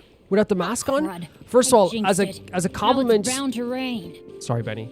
As a compliment to Verna and... I saw you died. What the hell? A compliment to Verna and her writing. I think it's so funny to have such an erratic and fun character, adding layers to more of the Frost Moon Signs. Because I think one of the cool things they've done so far with the Frost Moon Signs is that there's so many different Frost Moon Signs. Like, they're not all the same. They're not at all the same. They're all different. They all have different personalities. We've seen, Wilhelmina, who was someone who betrayed the Frost Moon Signs at the end. Llama has different beliefs than her own people in the Frost Moon Signs. We saw two Frost Moon Signs that stole the stuff from Aino at the time. Remember, as well, they were trying to keep it away from her. And also a Frost Moon Sign, I think it's so amazing, a Frost Moon Sign who genuinely, like, doesn't have, like, as much, like, I don't know how to say, like, they're not as, like, devout, I guess, in a way, in the way they talk. But they are hilarious. They're really hilarious. See, that must be her then. Yeah, that's her. Was she standing there all the time since the start of the game? Since we got here? Possibly. But I do think it's a very sweet thing having a very fun thing, having a character who speaks so erratically, who is trying to seem like everything's okay, has this hope in her heart, but then, like, things fall apart. She kind of, like, falls apart a little bit too, but not in a bad way. I think it was very, like, charming, the way they did Verna's character. To the point that I love that they allowed our character to kind of aggressive too, be like, yeah, I'll give you a blessing as well. I think as well with the, okay, cool. I think as well, Adventure time. I also think that whatever's happening with this god thing, this god that's been going to bring true joy is going to come up later again. And whatever it is, I truly believe it's going to be terrifying. I truly believe it's going to be something like, at least it's going to be something that makes me not like worried, Because I've said it before, but did we miss a chest? Oh, up here, okay. Whenever gods are mentioned, it's terrifying. Not only that, but whenever there's an idea of like, when it sounds too positive, right? Like the idea of like, oh, this god will bring a new world, this new joy. It's always like, that's worrying. That's very worrying. Because it usually means that it's through the means of something that like is joy that's from their perspective, not from everyone's perspective, right? Or it could be, here's the thing, it could be a subversion. It could be that they actually are going to bring such true joy to the world, but we'll see how it happens. Verna. I'm glad it's not over with Verna. I like Verna a lot.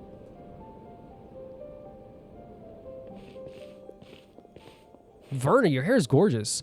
It's Wonder and Paimon. Nice to see you again. And it's nice to see you.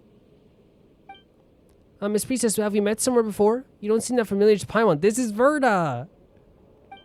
It's me. Seriously, we met long ago. Can't you recognize me by my voice? Oh, yeah, it's you. You're the one from back... Wait, who exactly are you? This started to sound like some kind of weird scab. It's Verna. The greatest Frostmoon side who ever lived. Oh, my adorable little Paimon didn't even recognize me. That really stings. But aside, after all, you did call me a Miss Priestess. I guess that's fair. Since I never took off my helmet back at the Thunderclap Reef. Yeah, I suppose, yeah. Wait, don't tell Paimon you're Verna. You're really actually a priestess from the Frostmoon Scions? Excuse you, that's a weird way to say hello. Since you won't find a priestess more reliable than me anywhere else. There's never any reason to doubt me in the first place. Anyway, this must be the Moon Maiden's guidance at work. How else could I be so fortunate to run into you both at a time like this? Where we're just passing through. I have a bad feeling about this. Now, bad feelings have no place in the Moon Goddess's guidance. Since we're all here, they must surely be a good omen. No, a great omen. I'm sorry, guys. Like, she is my favorite Nod Krai character, I think. I think she's so funny. Apart from maybe the damsel. I'm goat. I ate.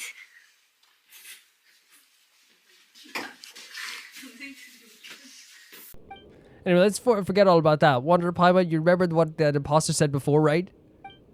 You mean the priestess-looking lady who seemed more legit than you? She said she was waiting at the court of the first edict or something like that. That's more legit than you. Bid was totally uncalled for. But since you got such a good memory, Paimon, since you're both going to help me out later, I'll let it slide. Hey, Paimon hasn't agreed to help you out yet. Why is it every time we talk to you, we end up second-guessing reality? I love it. Don't sweat the details. More importantly, I've already come up with a flawless, super ultra reliable plan. We'll catch that imposter in no time. We share a look with each other. Think about it. She said she'd be waiting at the sealed off sanctum, but no one could even get into, right? So obviously, she wants us to get curious about it and break the seal, letting her sneak in and snatch whatever treasure's inside. And my super fubu plan is going to turn the tables on her. Once you open the gates of the sanctum, she'll definitely show up. And that's when we'll catch her. Pretty solid plan, right? I'd say it holds up just fine against those top-notch detectives in Papa Wrench's books. I guess so. I'll just say I love Verna. You're a genius. She did it again, Paimon. She's done it again. Seriously, that sounds even crazier than the plan you had at Thunderclap Reef. You just told us no one's been able to unseal the court in the first edict for centuries. Only because they didn't have me along with the super reliable tag team combination that is the two of you. Honestly, it's just science. It makes sense. It makes sense me becoming the biggest Verna defender in the world. It just makes sense. Honestly. Like, if you think about it, if I think about it in my mind, honestly, I bet if I send these calculations to NASA, they would be like, yeah, that makes sense. After we parted ways, I've been thinking, and since the Court of First Edict was sealed by Guvaki, maybe we can disrupt it in the same way we did at Thunderclap Reef? So ta-da! I and my little crackers look for more of those special fragments and I pieced them all together. Oh my god. She did a ta-da! And the moment I managed to distract Evelina, bam! You two showed up. Tell me we're not fated to reunite. Fated? More like fatal. Are you sure this won't mess up? The weather on Easy Night like you did back at Thunderclap Reef? No worries. This time I'll be in full control of the Guvaki. And besides, everything turned out just fine back at the reef, didn't it? Honestly, again, just science. She's just, all she's saying is science, you know? Now then, Wonder Paimon, prepare to witness the miracle of science. Yeah, it's just science. Wait, if someone's got to throw, let us do it. If we leave you to it, this already sketchy plan's about to get even sketchier. No, honestly, like, it's just, I really feel like it's one of those situations where it's science, you know? We gotta just listen. Wait, where are we throwing this to? Verna, where do you want me to throw this?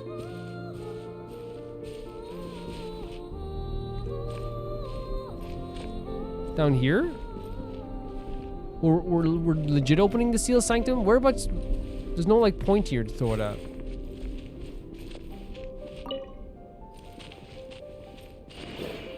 Like here?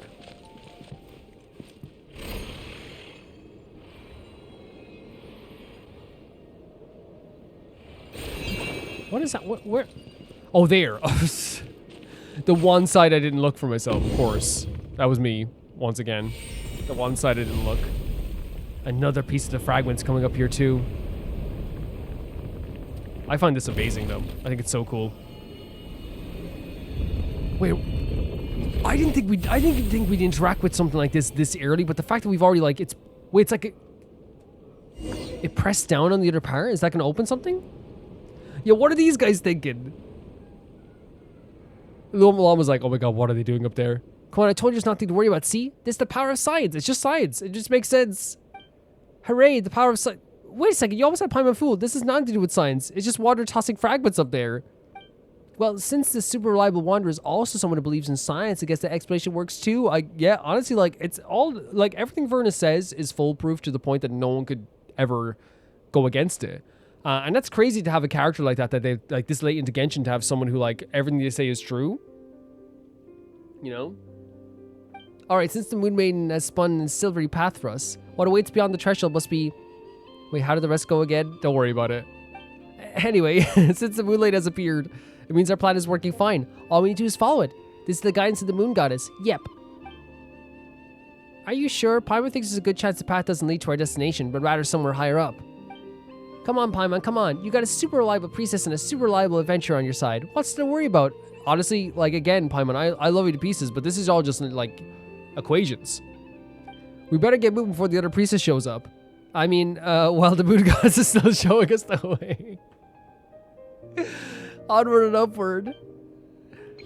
I adore her with all my heart. Oh my god, she's so funny. She actually is amazing.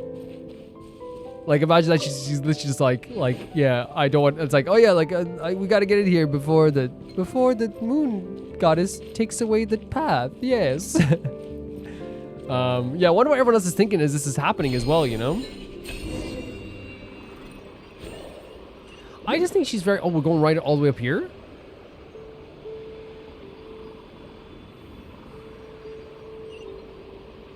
I guess so. Wait, it's in here? What the hell? What?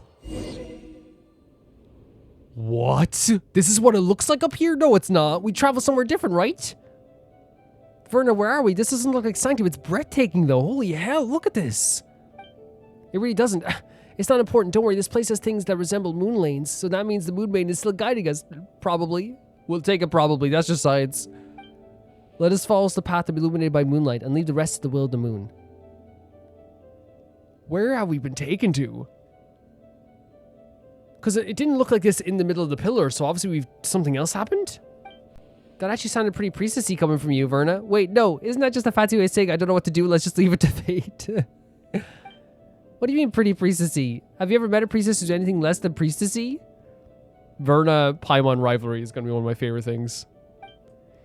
You gotta have as much faith in the Moon Maiden's guidance as you in the power of science. Besides, it's not like we found any other way down. I love that whatever she's leading us to is like in a way, like, she's not wrong, because like what, like how can you doubt her if like we've ended up here? Like, look at this. It's like a heavenly sphere, a heavenly plane. Unknown life signs detected, calibrating fuzzy predictive control unit. Does it travel along this? Engraving, waking up, identity starting, mode matching, activate. It looks like a record in a way, right? Do we transfer over this one then?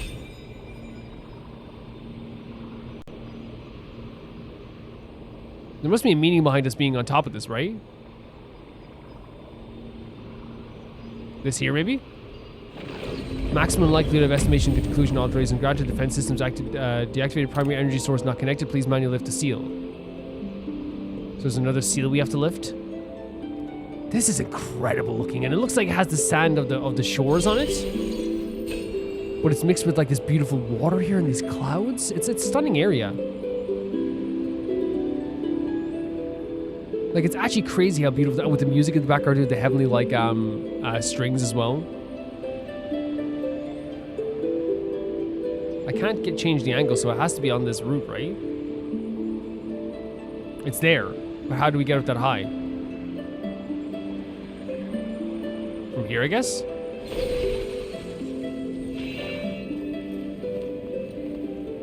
Oh, here. Okay, let's try here. Man, look at this. Like, we can doubt the amazing scientist priestess Verna's welcome, Master of the Flame wisdom? Your Majesty. Wait, what?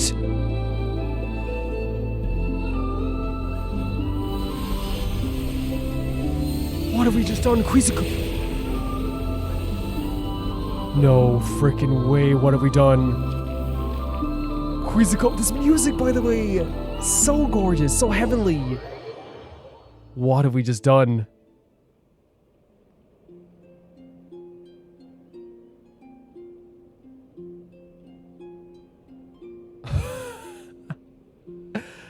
Oh my god.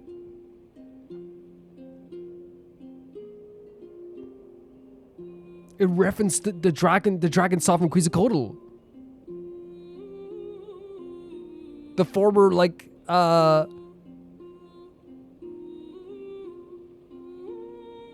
former, ruler of Natlan, right?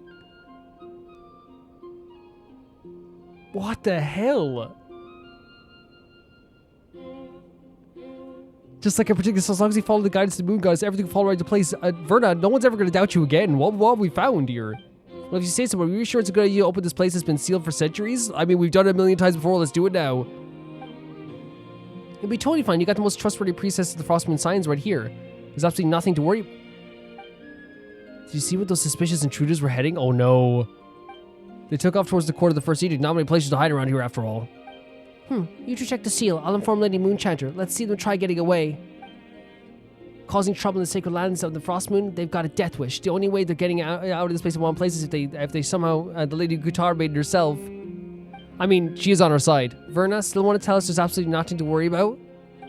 Yeah, that's right. There's absolutely nothing to worry about. Now that the seal's been opened, all we can do is set a trap and wait for that imposter to walk right into our hands.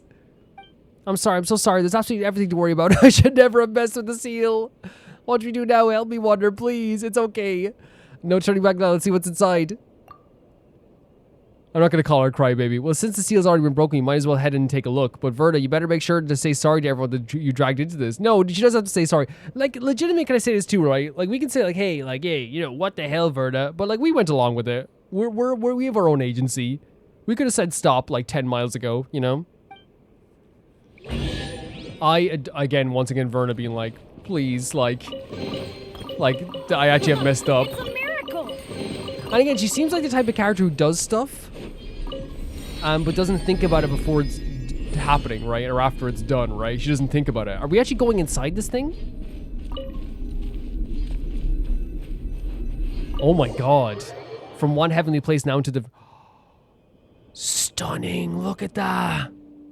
Something about this place feels off compared to what Paimon imagined a sanctum would be. It doesn't feel all that sacred. It smells kind of funny instead. But they mentioned Quetzalcoatl, right? So, like, there's something to do with the dragons here as well.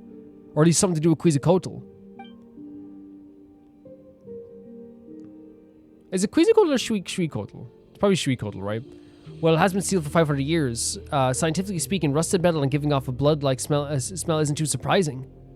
By the way, the hymns say that before Lady Isla sealed it, this was where all the Frostmoon followers held their ceremonies.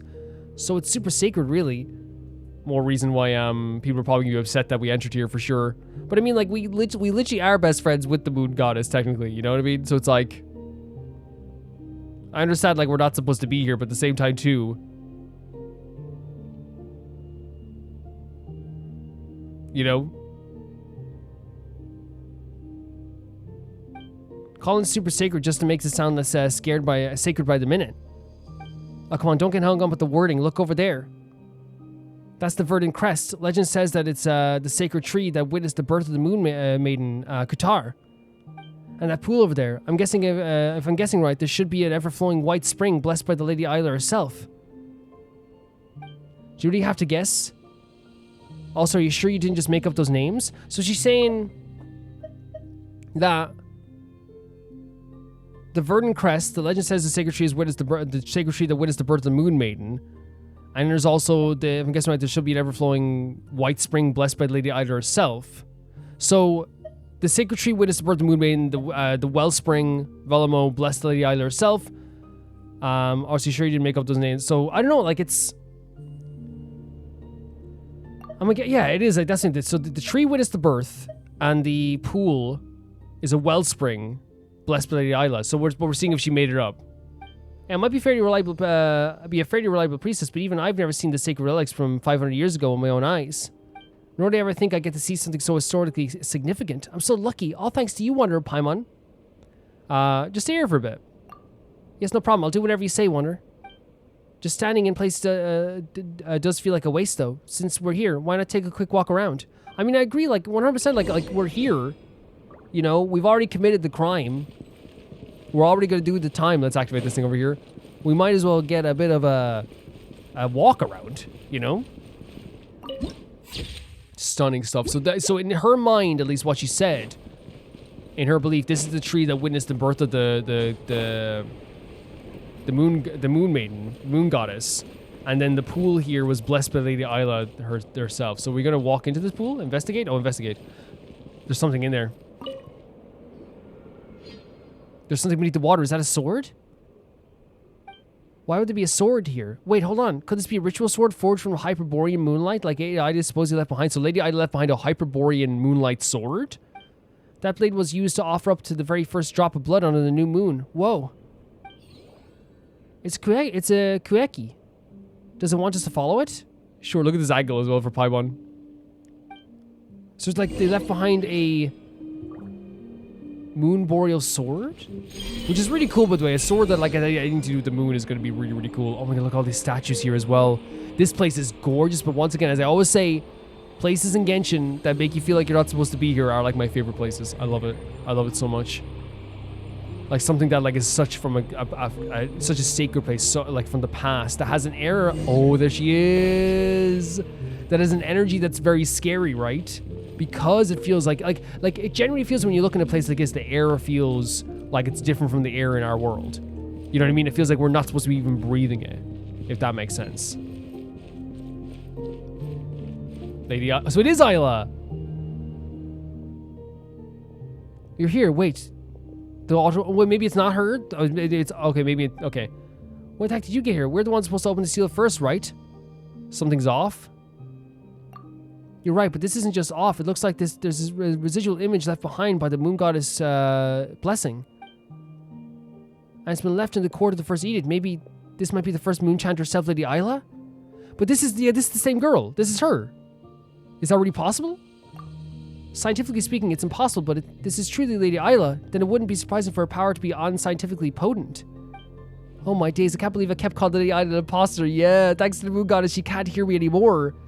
And that explains why her words were always so hard to understand. There, that should do it. This power is Lady Isla before us, really a lingering image. What did you do, Miss Isla? Where did that voice just come from? Maybe it got recorded along with the first moon chanter's image? I mean, even the moon goddess's blessing couldn't be precise enough to capture just one person's voice, right? So it's like a whole conversation in a way happening? There's no need to be so tense. The woman who shares my bloodline surely showed you a few of these lowbrow tricks before. Wait, what? This is merely a blessing that records the awareness so that the brave warrior over there can hear her words. So, Ether? Paimon's not dreaming, is she? Paimon swears she just looked right at us. Oh my god, Ether's gonna be a chosen one in another land again. Once again. Come on, Paimon, you're most definitely dreaming. What we're seeing just now was recorded 500 years ago. There's no way she could actually see us. Over there? But I don't see anyone. Wait, what? Never mind, I probably wouldn't understand even if you explained it to me. And whatever tangled past lies between you and her, I'm in no position to judge. Regardless, thanks for your help, Miss Isla. Lovia should have known better. The wounds left in the wake of the atrocity that old witch inflicted upon you run deep. Of course, the scars fester with resentment. That surprises me. What surprises me is that she trusted you so deeply. Oh, Verna, who is this Lovia they mentioned? Paimon feels like she's heard that name before. She was the leader of the Phosmoon Science 500 years ago, but she was stricken from memory for the sin of blasphemy. Normally only senior and reliable priestesses like me would even know about her. If someone like you knows about her, then it can't be that much of a secret, can it? No, Verna's the high priestess of the world. Hey, rude. What do you mean someone like me? But seriously, her identity should be a top secret. Ordinary followers and folks from the outside aren't supposed to have even heard her name. Interesting. So Lovia was a priestess, the priestess from 500 years ago who used to she was the leader of the Frostmoon Scions and she got outed for blasphemy? Resentment? For what? Everything you and I went through was always meant to be. There is no past or future, because the past is the future. What does that mean? Your gaze is upon me now, but all you can see is one fleeting moment. Thanks to Lovia's blessing, the blessing of her ancestors, I can see every moment. So Lovia made this possible? To meet up with Aether? Your arrival, Lovia's end, all the threads of tapestry too vast for me to tell, and yet it thrills me. She trusts me because I heeded her every word. And when the lady of the underworld, Tonatar? We've heard Tonatar, right? Tonatar? Tonatar? Before we've heard Tonatar, guided my hand to sever a thread. Even then, she should have rejoiced. We've heard Tonatar, right? I'm gonna feel so stupid.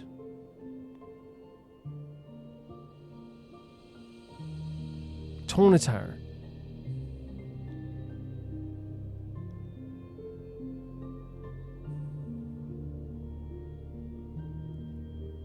I'm sorry, again, I'm gonna feel really dumb. I'm gonna feel really dumb.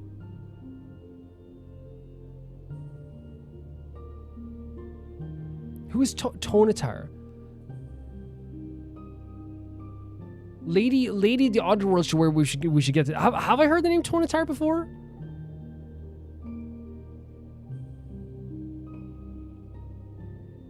Lady of the Underworld, though. As for you, you'll be leaving this place soon, won't you, Miss Soleve? My role here is finished. The believers outside already hail you as a new prophet. And at last, you no longer need to endure the suffering imposed on you. I still have things I must do. I need to uncover that mad monk's true intentions for my fallen friend and the people of this land. He must pay for what he's done. With Lovia's year of secret correspondence with him as evidence, tracing his steps should be much easier. Once again, thank you for your help, Miss Isla. So you still don't know a thing, but that's alright, you will soon enough. I'll take that as encouragement. This conversation we can't even see happening, to me it's already happened. Twice shall the serpent fall. First strangled by the flesh of the faithless, then shrinking away before the light you and I ignite together. But you shan't be the one to cut off this thread, because fate does not belong to you. I don't believe in fate. I'll just do what I can. Then do what you can before the lanterns are lit. I'll be waiting. For you are the hero meant to protect Elysium. What? So once again, the idea of Elysium. Does that mean we've become that hero now? But they said here as well, the idea of a monk. The mad monk's true intentions for my fallen friend and the people of this land. And it's gonna be, we're gonna have to trace his steps. Twice shall the serpent fall, first strangled by the flesh of the faithless, then shrinking away before the light, and you and I ignite together. And also, we have this as well, the idea of the lady of the underworld. It's gonna, I'm not sure who they're referring to. We could make assumptions, but it might just be someone that's, new. And you forgive me for drawing you here in this way. Your thread simply would not catch in the loom of this sublunary sphere, so I had to guide you with these stones. Fitting for you that they are just out of place in this world as you are. So wait, she wants us to find all of these stones so we could reach her. Verna, what's going on? Are you still sure she isn't talking to us? Well, not anymore. Those stones we saw earlier only fell recently. How could Lady Isla have known about them 500 years ago? By way of apology, I left the last sword forged by the apostle of the Golden City, using moonlight and ever-flowing white spring. After centuries, any bloodstains on his blade should have been washed away. Wait, so she's giving us the sword? Is that actually the case?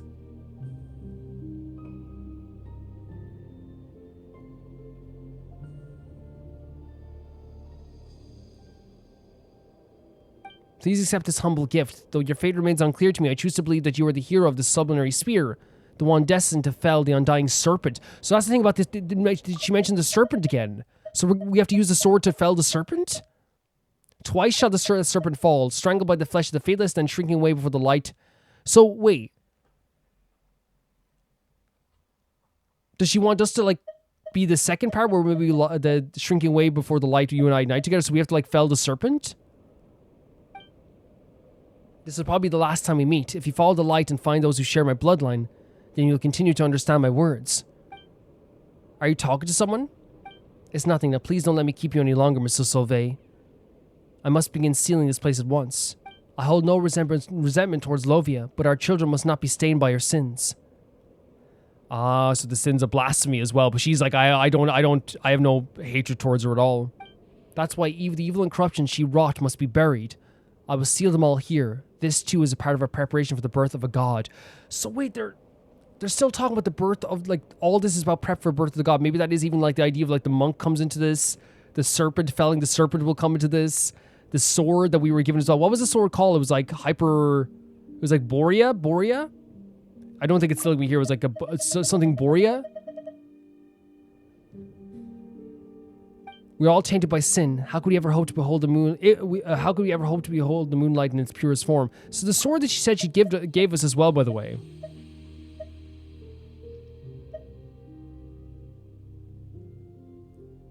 So it's a Hyperborea sword, forged in the White Spring, which is the thing that was blessed by Isla. And so that's why it was resting in that water. It was like being blessed by the White Spring and all the bloodstains that it used to kill before. But it was made by an apostle of the Golden City. Okay, so Golden City is another thing we're remembering here as well.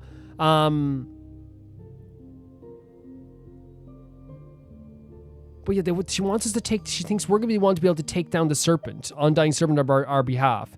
She talks about the idea of a monk and is like that she's tracking down.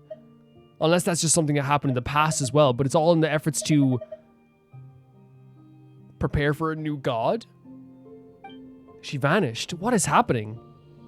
So just like back on Thunderclap Reef, it was Lady Isla who guided us to break the sanctum seal. Also, you could retrieve the sword she left behind one. So this is very important. I'm really curious about this idea of a new god, the serpent, the monk. This is all such, and honestly as well, like the Pyro Dragon Sovereign, right? But Paimon still doesn't get it. Why would Lady Isla give us her sword? And what is this undying serpent stuff all about? Yeah. We're not going to have to fight some giant snake next, are we? That's going to be terrifying if that's the case. Let's retrieve that sword first. Right, if someone as reliable Lady Isla said it, there must be a reason. Maybe it all started to click once we get that sword. So where was that sword then? It was back down here, wasn't it? Down here. This is so interesting to me. Because I guess this might be one of those stories that is ongoing, I guess, then, right? Over time with, like, different updates. Which means that, like, we're probably going to get, like, a letter for Isla. Dear Miss Isla, I'm truly sorry that I was unable to stop Miss, Aliyah in that moment. Yet it was her thorough and noble sacrifice that we ultimately thwarted Rotwang and prevented the loss of countless lives. So Rotwang, is that the monk, maybe? Now, I finally understand why she pretended to be my close companion. I hope to speak with you about this in greater detail next time we meet. Though perhaps by then, you will already know more about this all than I.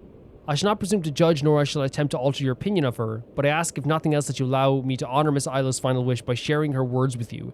She asked that I render all possible support to you, which I surely will. You are my benefactor, after all. And that I relay this only as she spoke it. She hoped that you would go on to live lives of happiness and freedom. As for the arrow of the Cherpacurnus you mentioned in your last letter, if it truly holds the power to dispel the pitch black calamity, and if you are willing to share it with such selflessness, then on behalf of the people of Nod Krai, please accept my deepest gratitude. Should, as you foresee, Rotwang indeed rise again, is this the snake?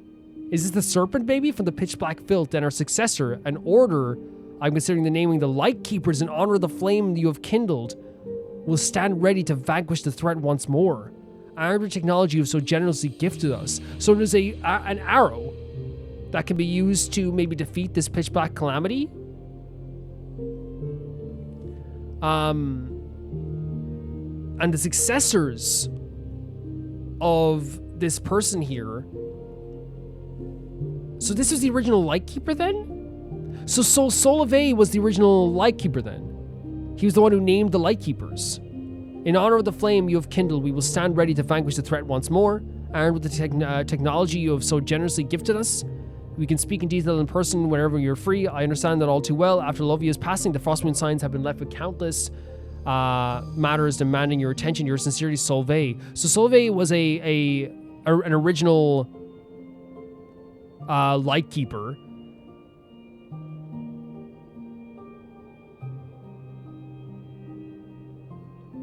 And Alia sacrificed herself to thwart Rotwang, but she pretended to be her companion in that moment. If Rotwang ever comes back, he's saying it'll be in the hands of the light keepers afterwards, like the successors. And there's an arrow that can defeat or dispel the pitch black calamity, which could be the abyss, right? Could be the maybe the wild hunt as well. We can speak of the details in person whenever you're free. I understand all too well that you, Lovia's passing. The Frostmourne signs have left with countless matters demanding your attention. So Lovia was the one who betrayed everyone, right? That's so interesting to me. Okay. Ayla's notes. I told a lie just like Lovia did, and just like my sister did. I said no when Mr. Sylvie asked me if I felt any hate. Oh, okay. But how can I put my hatred into my heart and into words? How would someone as kind and sincere as he ever understand such a horrifying malice? No, I cannot think this way, and no one needs to know. Mr. Solove does not need to be troubled with such trivial things, and no one is obligated to bear the weight of another's suffering, which they have not experienced. And even if he truly were willing to listen, and even if kindness were to move him to tears, what would it change? I would only end up bringing him needless pain to another tender heart. In the past, the present, and the future across the countless threads of fate that Lovia once let me glimpse by mistake, the only ones who shed tears for the misfortunes of others are kind souls who ought to be smiling instead. And since the sublunary spear has always been one where good is repaid with cruelty, the least I could do is spare him a sorrow that does him no good. So is she upset about what happened with Lovia here, but she doesn't want to say anything because she believes that she shouldn't be putting anything onto someone else? She said that Lovia gave her a glimpse into the threads of fate, and she doesn't want people who are kind to be suffering because they're the only ones who actually will cry over the suffering, and then they're left suffering as well. Once upon a time I despised lies, yet now I find myself speaking with keen intent. Maybe the past dozen years or so has been a punishment for this very moment, but that does not matter anymore. For the noble lady of Salt to the signs of Gurabad. Whoa.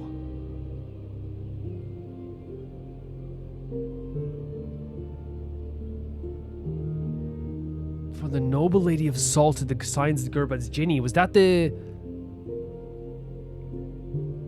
That's the Ginny we were traveling with, is it? Or maybe just one of them? There have been plenty of instances where the innocent have...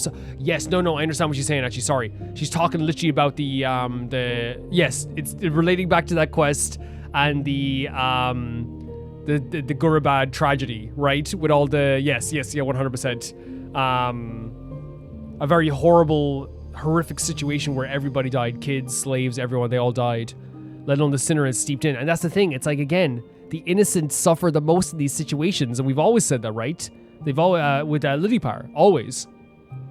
So she's trying to say, like, you know, that like she doesn't want innocent people to suffer for the sins of one, right? If the silvery white thread had already found its way around my neck, I may as well bear the weight still more unforgivable sins by myself, so that the children who remain untainted may be spared. So she's saying, I'll bear the sins so the people who are lovely and kind never have to feel that way. What was born of the frost moons must return to it. All the walls, towers, fortresses, and temples must be torn down, save for the great pillars raised here by the Dragonborn. So that's... Once again, so wait, the pillars here were... Is this something we heard before and I'm just like hearing it again? Because she's saying that like the Dragonborn was the one who created these pillars here. Which would make sense then, I guess, why we heard,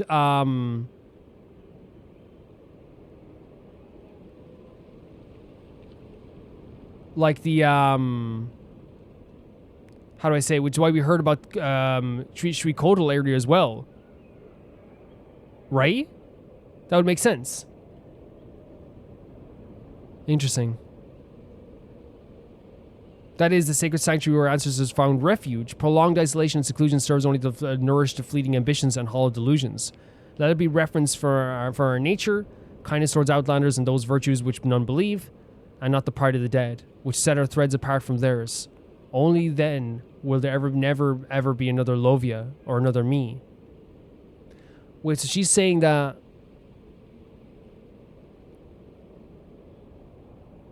everything that we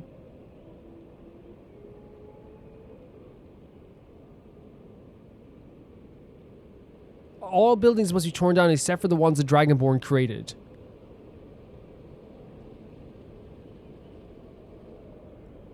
And then she's saying that let it be reverence for nature, kindness towards outlanders, and those virtues in which none believe.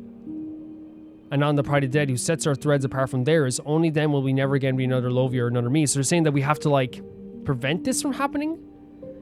I guess? Decades from now, a new goddess will be born. Oh, the irony of it. Lovia's long and desperate quest was in the end nothing, even if I had born... Is I? Even if someone had, as a name, had born the sacred heir as foretold, and not the main abducted... Yeah, okay. The one who should have been our sovereign would have only created even greater chaos in Shesnaya. The birth of the new moon had nothing to do with anything she did. She could not even foresee the coming of that maiden, nor did she know that the holy throne would never truly be broken. Is that talking about the moon? About the... some of this is confusing, because obviously, like, I think, like, you know, they're talking about, like, a sovereign in terms of their dragon sovereign. I do not know if I live to see that moment, for my own thread is hidden from sight, but I pray I will not. Those tainted by sin do not deserve to witness the pure moon's light. So she's saying, like, you know, she's saying punishing people who, like, who deserve to be punished, or, like, who have sins, but, like, the innocent shouldn't be punished in that way too. But here, like, again, it's saying, like, Decapus now will be born, the irony, so there's a moon goddess, like, a new moon goddess will be born. Does it mean that Lovia wanted to prevent another moon goddess from being born? And, something, even if something had born the sacred heir as foretold, and not the man who was abducted by my sister, who abducted my sister, is that the monk, maybe? The one who would have created, been our sovereign would have only created chaos in Shesnaya. Okay. I do not know if I will live to see that moment, for my own thread is hidden by my sight. But I pray that I will not. Those tainted by sin do not deserve to witness pure light. In any case, people will come to believe that the new moon takes the light of only kindness, friendship, and mutual aid, that no one other than prayer or sacrifice will ever please our goddess. This is what they must believe, because if they do not, then no matter how noble the ideal, it will only wither and fade into the filth that lies beneath the moon.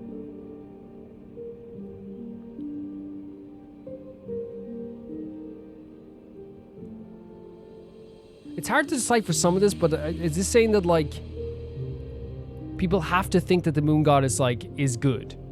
Because if not,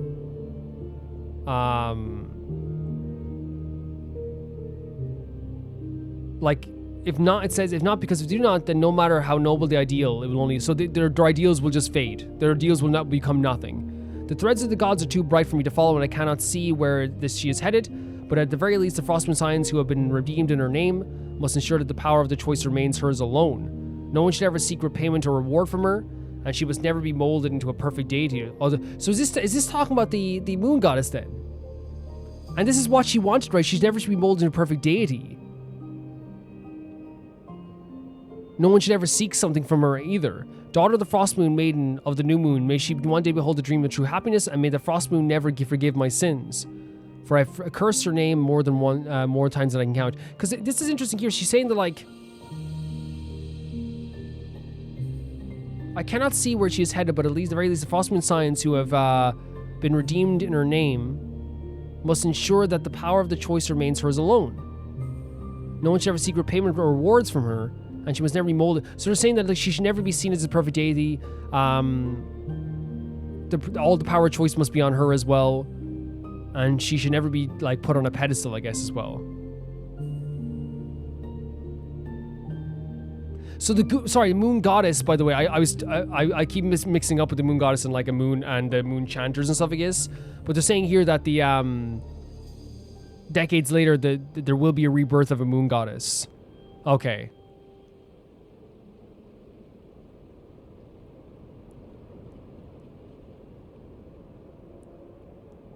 Okay. So was she trying to prevent the birth of the moon goddess then? Possibly. Letter for Lovia as well. To the most holy and venerable Lady Lovia, I penned this letter to account for the tragic event that transpired earlier. You asked that I send people to welcome the Holy Lady, and I did exactly as you instructed, but that poor girl asked for the great beauty. failed to grasp the kindness behind your gesture, and I was seized by some terrible impulse. She took her own life on the spot. Wait, so some lady on impulse took her own life, ignoring. I pray that your compassionate goddess may ease your sorrow and keep your noble heart from breaking, despite the weight of grief. Regarding the sample mill mentioned in your last letter, I am truly grateful for your openness and trust. Like you, I remain uninitiated in the true workings of the sacred relic. Yet on this matter, we are one of one mind. We must find another way to rouse the ancient relic from the forge and forge a paradise, an Elysium of enduring. There it is, Elysium. Yeah, it's like a beautiful world, a paradise of enduring prosperity for the people of Nod Krai, especially your noble kin. From this moment on, I shall dedicate myself wholly to uncovering the secrets that lie within the relic. As for remaining matters, both more trivial and complex, I hope to discuss them at a greater length with you soon. Until then, I ask that you accept these modest gifts as a small token of my regard and a gesture of sympathy for the loss of that has touched your household. Please know that I hold your noble character in the highest esteem, even at the course of His Majesty Belial Tsar. It is rare to encounter a lady such as uncommon foresight and deep devotion to a greater good as yourself. Not to mention one who so willingly places the well-being of the nation and her people above personal sentiment. Our positions, interests, and aspirations are most closely aligned. As such, I greatly look forward to our future joint endeavors. Rodwang. So Rodwang was working with Lovia? Or at least was writing to Lovia about working with her, because he felt like, you and it seemed like even there he was like, oh, you're so different from the other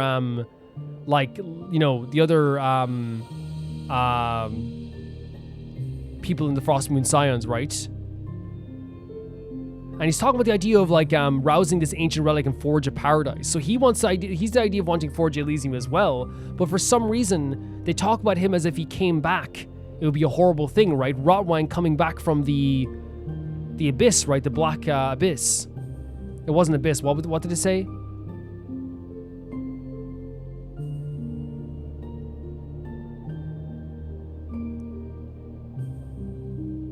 And he's saying, I hold your noble character in high esteem. It's rare to encounter such a lady as uncommon foresight and deep devotion to a greater good. So he believes that she's going for a greater good. And so he, at one point at least, Robwang, maybe he was tricking her as well. We don't know what's happening with Robwang. He believed in Lovia and said, I'm your friend and ally as well. So there's a lot of stuff here as well. I might read over it a bit as well, but on a base level, we learned about obviously the idea of the Dragon Sovereign, the Dragonborn, building a lot of these structures here, which would make sense why we have that pillar there as well, and that mechanism we came to there as well.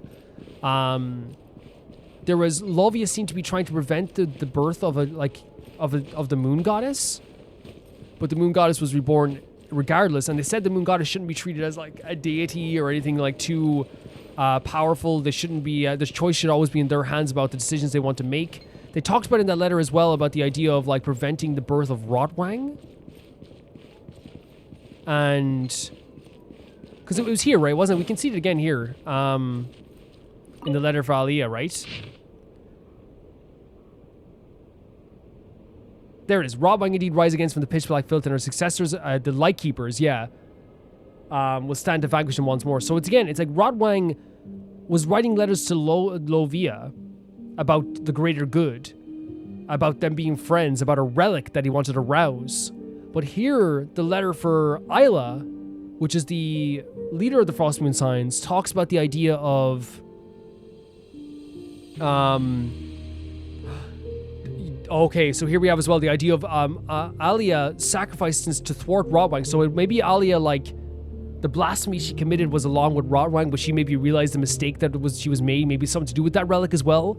And Rotwang then was thwarted by Alia, but in the process, Alia died. Maybe, yeah. And they're talking about Rotwang rising again, so obviously he has maybe he is the serpent, maybe he's just the monk. It could be the monk. And the Lightkeepers will be the ones to vanquish it once more as well. So that's what I'm getting from that. Then that's my interpretation right now. Is there more notes here? Did we read these already? Yes, we did. We read these as well, didn't we? Just to be sure. Oh, wait. Oh, no. Oh, sorry. It's the same thing. It's the same thing. Oh. Tattered volume? This appears to be just an ordinary fairy tale. A kind-hearted girl makes friends with a white pigeon after they travel the world together. Some of the pages have been torn out for reasons unknown, and the ink is almost completely faded. Covers beautifully golden words inscribed in a Kissgard publishing house. So yeah, that's like part of it. So Rodwang was doing something that was going to cause massive amount of casualties to Nod Krai. The Dragon Sovereign is one of the people that built a lot of these structures here. Or the Dragonborn, Dragon Sovereign, same thing, right? Right? He wrote letters to Lovia, and Lovia maybe fell for whatever Rodwine was selling because she believed in some different ideal, like maybe the idea of the Moon Goddess not being reborn, because it said that like all she did was for nothing, and the Moon Goddess was reborn. Maybe she was trying to prevent another Moon Goddess from coming along and suffering in some way, and she realized maybe the errors in her ways in the final moments, and she sacrificed herself to stop Rodwang, but Rodwang could come back from that pitch black filth, and that is where Slovia, who is the original leader, I guess, of the Light Keepers, was there to prevent, will come back, or at least the Light Keepers will come back to prevent this from happening, or will lull them back to sleep. But we were told as well, right, ourselves from Isla, that we're supposed to take this sword and we're supposed to be ones to fell the pitch black serpent that's supposed to fall, is it twice or 3 times? I think it's 3 times, isn't it? Yeah. Now, that's what I'm saying. Could this serpent be Rodwang? Or is Rodwang the monk? We don't know. But anyway, we're supposed to take this weapon and fell the serpent. Still talking about the birth of a new god. Still talking about the idea of the moon goddesses, and then people putting the moon goddess on a pedestal, which is, again, something we found out that wasn't really too liked by... wasn't really a loved thing from... the damsel. Yeah, there's a lot of interesting stuff in here. I'll read over again and we'll like talk about more in detail after this as well, but still a lot of interesting stuff. This must be the sword Ida was talking about, right? How about it, Wonder? Did you figure anything out? Run, the power of the sword. Wait, quick, run. The power of the sword is overflowing. No, we're not gonna do it again to poor Pie, but she's had enough of a day. It looks like a cool sword though. Looks like we really have to investigate this whole place, huh? But if we hang around too long, Earnoth and Uncle Croto and the others might find this entrance too. Actually, with all the noise we just made now, there's probably no one on this whole island who hasn't been drawn this way. Fine, I guess we got no choice. We got the sword now, and Lady Isla didn't exactly tell us what to do next. Let's get out of here first and figure out the rest later. I agree. I don't disagree. So we're taking the sword? Now that's what I call treasure. True, Betty. You're so right. Can we actually use this sword, I wonder? Let's see here. If we go into, equipment? Is that it? Whoa, we can. It has an it's attack. So what's R1? R1 is... Oh, look at this too, like, by the way. Aquila of Aphonia. Who should I use this on, by the way? I should be using this weapon. I can't believe I haven't leveled this up yet. It's a beautiful sword. Our current weapon is the Favonius sword, which, yeah, no, I like the sword. Yeah, we'll figure out how to use it on, for sure. Very cool stuff, though.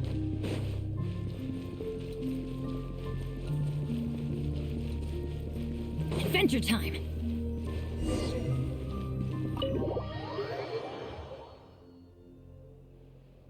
It's awfully quiet. Enruth and Uncle Croto aren't here either. Weren't they hot on our trail? Maybe all the noise we made earlier got their attention and they ran off to check somewhere else?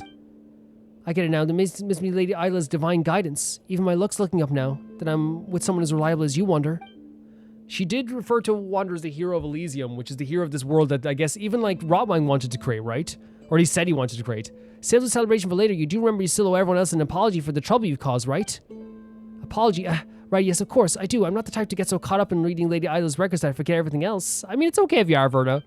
I swear by my mortal name in this sublunary sphere that I'll give everyone a proper heartfelt apology. It's just anything carefully how to phrase it. Say, I'm the coolest person who ever lived. And while we're at work earlier, I came up with a super scientific plan. Oh, since that's apologies anyway, why don't we finish checking out the sanctum first before looking for Lady Llama? That way we can save time and make an eventual apology more efficient. A sound plan, I should say. Oh no! See the parasites. Wait, Aunt Rita?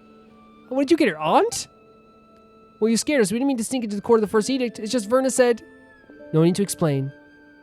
This place may be sealed, but it's not forbidden territory. If outsiders like you were able to enter, then perhaps it was all the will of the moonlight. Interesting.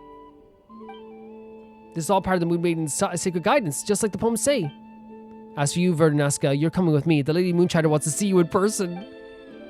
Wait, no, Annie Richard, didn't you just say? As a priestess, you acted without permission, broke the rules, and tampered with the taboos. Aside from the outright murder, you flouted every major law we have. Now come, or would you rather the Lady Moonchider come fetch you? Oh, go, go, go, go, go. Paimon, I'll explain everything later, I swear. But first I'll need... Before Verna can finish her sentence, Radar drags her off. Well, she sure dug that grave nice and deep for herself, didn't she? Still, we got no idea about what this Lady Isla wants us to do, but this sword she left us behind. If it was meant for us, we might as well hang on to it for now. It looks like a real Frostmoon relic anyway. Oh? Awesome. That was our first world quest in Genshin. Our first world quest that we've done. Sorry, in Nod Krai, not in Genshin. In Genshin, definitely not. But okay, I'm gonna basically I talked about a little bit of what the stuff happened there, but I think one of the things I'm gonna do with this now is probably look over some of those notes again and talk to you guys again. I don't always do this because like sometimes I feel like it's like easier to piece together. But I think since we're in a stage right now, what the hell? We're in a stage right now where it's all gonna be kind of vague because I think this is gonna be a continuation with this quest, probably with different updates. I think just talking about theories and ideas now would be a good idea, but I still want to make sure I'm looking things over. As I said, like my thoughts right now is that this relic is meant to obviously fell the snake in some way. Rodwang was a character who was going to cause a great calamity to a lot of people in this world. Alia, who betrayed the Frostmoon Scions, also in that moment sacrificed herself in those last moments to stop Rodwang. They talk about the idea of sealing... about the... Solvia was talking about the idea that if Rodwang ever comes back, the Light Keepers will be ones to stop him if he ever comes from that pitch black filth. They talked about the birth of a new god, and the idea of as well, Rodwang's talking about the idea of finding an Elysium, a perfect place for all the people of Nod Krai to live, which again is always like a very big pie in the sky dream, but I wonder if like we're going to get more information on that as well, especially since they called us the hero of Elysium as well. Rodwang was defeated, it seems, but again, that's why I'm thinking he could be the snake or he could be the monk, right? He could be either or. Maybe there's more information that we can get from that too. Who knows? We'll see if we can get more information about that as well. We were given this sword as a relic to fell the snake because we were called the hero of the Elysium, and also she was talking about bringing forth the idea of the new god. We heard about like obviously the place that was built by the Dragonborn. All these structures, everything else should be destroyed but that as well. They talk about the moon goddess as well, how when the moon goddess is reborn, people should not treat her, put her on a pedestal or make her feel like she's like more of a deity than she is. Basically not make her feel uncomfortable, it feels like too. But yeah, there's like a lot of stuff going on here. But in a rare occasion, we don't usually always do this in Genshin, but I do this sometimes in world quests. I have no problem going off, reading some stuff again, looking over some stuff again, and then coming back and talking about this again, if that makes sense. Because it is a lot. There's a lot of stuff here. In terms of the quality of the quest, amazing. Loved the locations. I think Verna is an absolutely hilarious character. Loved exploring the places. Loved looking at the lore again. It feels like... I really feel like with Genshin... Like, yes, it's like, oh, we're back in this, like, really cool story. I can't wait to be back here. Right? This Archon quest. But I'm also a big believer in the... Oh, no, you can stay there. It's fine. It's fine. I'm also a big believer in myself of, like, the world quest being something that makes me feel like I'm in a new region for the first time, too. When I did the Talishard quest in... before even that, we did the Mafia quest, right? But I remember doing the Talishard quest specifically. I was like, okay, I've arrived in Fontaine. You know what I mean? Because, like, while world quests were never a huge part of this game that I played, you know what I mean? I feel like over time they became a bigger part. Why? Like I'm not going to claim I'm a big lore head in Genshin. I want to make that clear. I think like people describe me as like being in between, where it's like loves the characters, loves the story, loves the music, all this stuff as well. You know, but it doesn't go all the way into the idea of the lore, but loves the idea of the lore anyway. You know, I'm focused on the lore, but I don't like go so in depth that I'm like, you know, talking about it all the time. That's why you know you might be just frustrated sometimes when I'm like, Dragonborn? Is this is that? But that's like, you know, because once I finish a world quest and I talk about it with you guys, I don't think I talk about it for a while after that. You know what I mean? Because I'm not in those circles. But yeah, I still think it's incredible. Love the locations, as I said. Verna as a character is amazing, so I really like enjoyed this quest a lot. So guys, I'm back again, and I'll be honest, I don't understand everything because I think this is going to be an ongoing story, but I do think it's like some things I definitely did get wrong, some things I definitely want to correct. I definitely like, misinterpreted some stuff, and honestly, because we're reading so much, you're going to like miss overlines too as well, It kind of just happens that way, I feel like, sometimes. And I think you guys would agree that, like, especially when there's so much dialogue and so much text, it's going to happen. But I feel like I don't have a grasp on it fully, but I think with a combination of my thoughts and maybe your guys' thoughts, we might actually get to, like, a cool place. So they said that the stones that we were collecting arrived, like, the whole pillar arrived when the Moon Maiden arrived, and, like, that's what we were using to get, like, to find the sanctum that we found later on. Isla keeps calling us a hero of Elysium, and I'm wondering if like it is like something that's like lost maybe like through the annals of time, or if she really feels like we're going to be the new hero of Elysium. She said that her waiting and enduring will soon be over with the birth of a new god who would drape the new world in joy. I don't know what that means by the new god. It could mean a goddess, the moon goddess. It could be anything, I guess. But like I always say, like it's very worrying always when someone says there's going to be a new god and joy, because even though like you could say it's a skeptical part of me, which is rarely there, but I feel like in one of those situations where someone's like, oh yes, the birth of a new god will bring joy to the world, all I can think about is like, oh, really? Joy? Like, because again, I know people can be like, joy is good, Calvin, yes, but it's when someone says like, I will bring pure happiness to the world, it's like, what do they mean by pure happiness, because that could just mean everyone's dead, if everyone's dead, no one's sad. There's no place in her new world for where the new gods are born, she references, and I wonder if she's talking about maybe the moon goddess, maybe? They also say that Lady Isla witnessed the birth of a new moon maiden, and also was there to seal the first edict shut, which was the sanctum that we went to. She also had a lot of clues, which is really cool too. She knew a lot of sayings that a moon chanter would know, and it's so funny that Verna was like shutting her down. Verna's like, you're fake, I'm gonna bless you over the head, which is a very funny moment as well. They mentioned as well as we were unlocking the area to the sanctum, Shwikotl? And he was mentioned in the security system, which I guess makes sense because it did say like a dragonborn like built a lot of the structures around here. And it seems like this system was also waiting for him to arrive as well. Inside the sanctum, the place where we enter, it says that there's a place where they used to hold their ceremonies. There's a tree there called the Verdant Crest that witnesses the birth of the Moon Maiden, and then the pool in front of the tree is a blessed pool that was blessed by Isla, and inside that sword, there was a sword, I think it was like the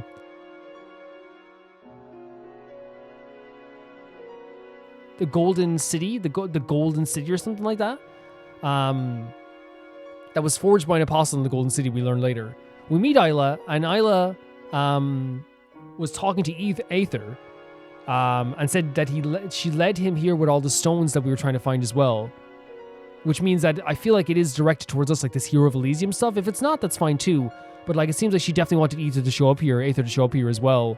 They mentioned Lovia, who was the leader of the Frostmoon Scions, but was stricken kind of from the record because of her sin and her blasphemy. And to the point that people outside of like the inner sanctum of like the Scions and stuff, I guess, aren't even supposed to know about her.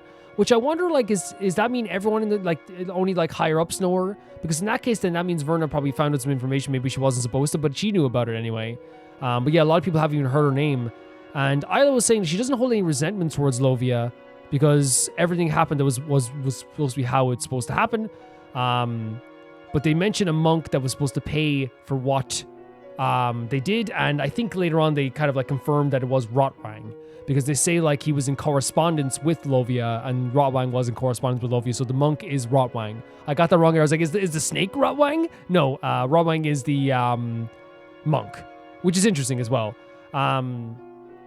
This whole scene is very interesting. They set this up in such an amazing way. I actually really like the energy around it. It feels very, like ghostly and magical, and at the same time, too, it makes you feel like, everything's a bit all over the place sometimes. They said to us that twice the serpent shall fall, and because she left us a sword forged by the apostle of the Golden City with bloodstains that have been washed away, I guess, from the sins that the sword has committed in the past, and we have to fell the serpent again.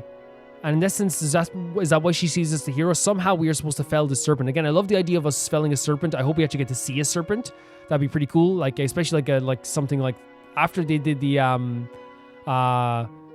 the last is the Bakanawa. I forgot the name of it, but like the creature in the last world quest he did before Nod Krai, And now I know that, like, you know, if they can do a set piece like that with a giant creature like that, I wonder what they could do as well. Because we've seen them be able to do, like, mechanical snakes before. They can do that. But I wonder what the scale would be in this sense, too. She says to follow the light and find those who share her bloodline. So I guess we have to find other people who are, like, on her bloodline as well. Maybe they'll help us. Maybe they can help us with something else at the same time, too. It's clearly setting up stuff for the future as well. And that she holds no resentments, but she wants the sins of Lovia to not hurt anyone else. And even in the sense too, they're still talking about the birth of a new god. So the idea of, like, not wanting Lovia's sins not to hurt anyone else, I think this is literally them saying, like, while she doesn't hate Lovia, she doesn't want it to affect, like, all the younger people in the Frostmoon Scions now, so they can move forward. Because even later she talks about how everyone should have a hopeful feeling about the moon goddess and stuff like this as well. There shouldn't be, like, a feeling of, like, darkness, and she doesn't want any kind people to be affected by anything that's a little bit darker, which again is very sweet of her. But obviously, it's going to happen at some point that they're going to be affected by this stuff too. I don't know. Lovia had a secret communication with Rotwang, but in the process of the secret communication, somehow she betrayed him and sacrificed herself so he would meet his demise. She hoped in the end that Isla would be able to live a life of freedom. And it was also referenced as a noble sacrifice, but that doesn't absolve her of her blasphemy.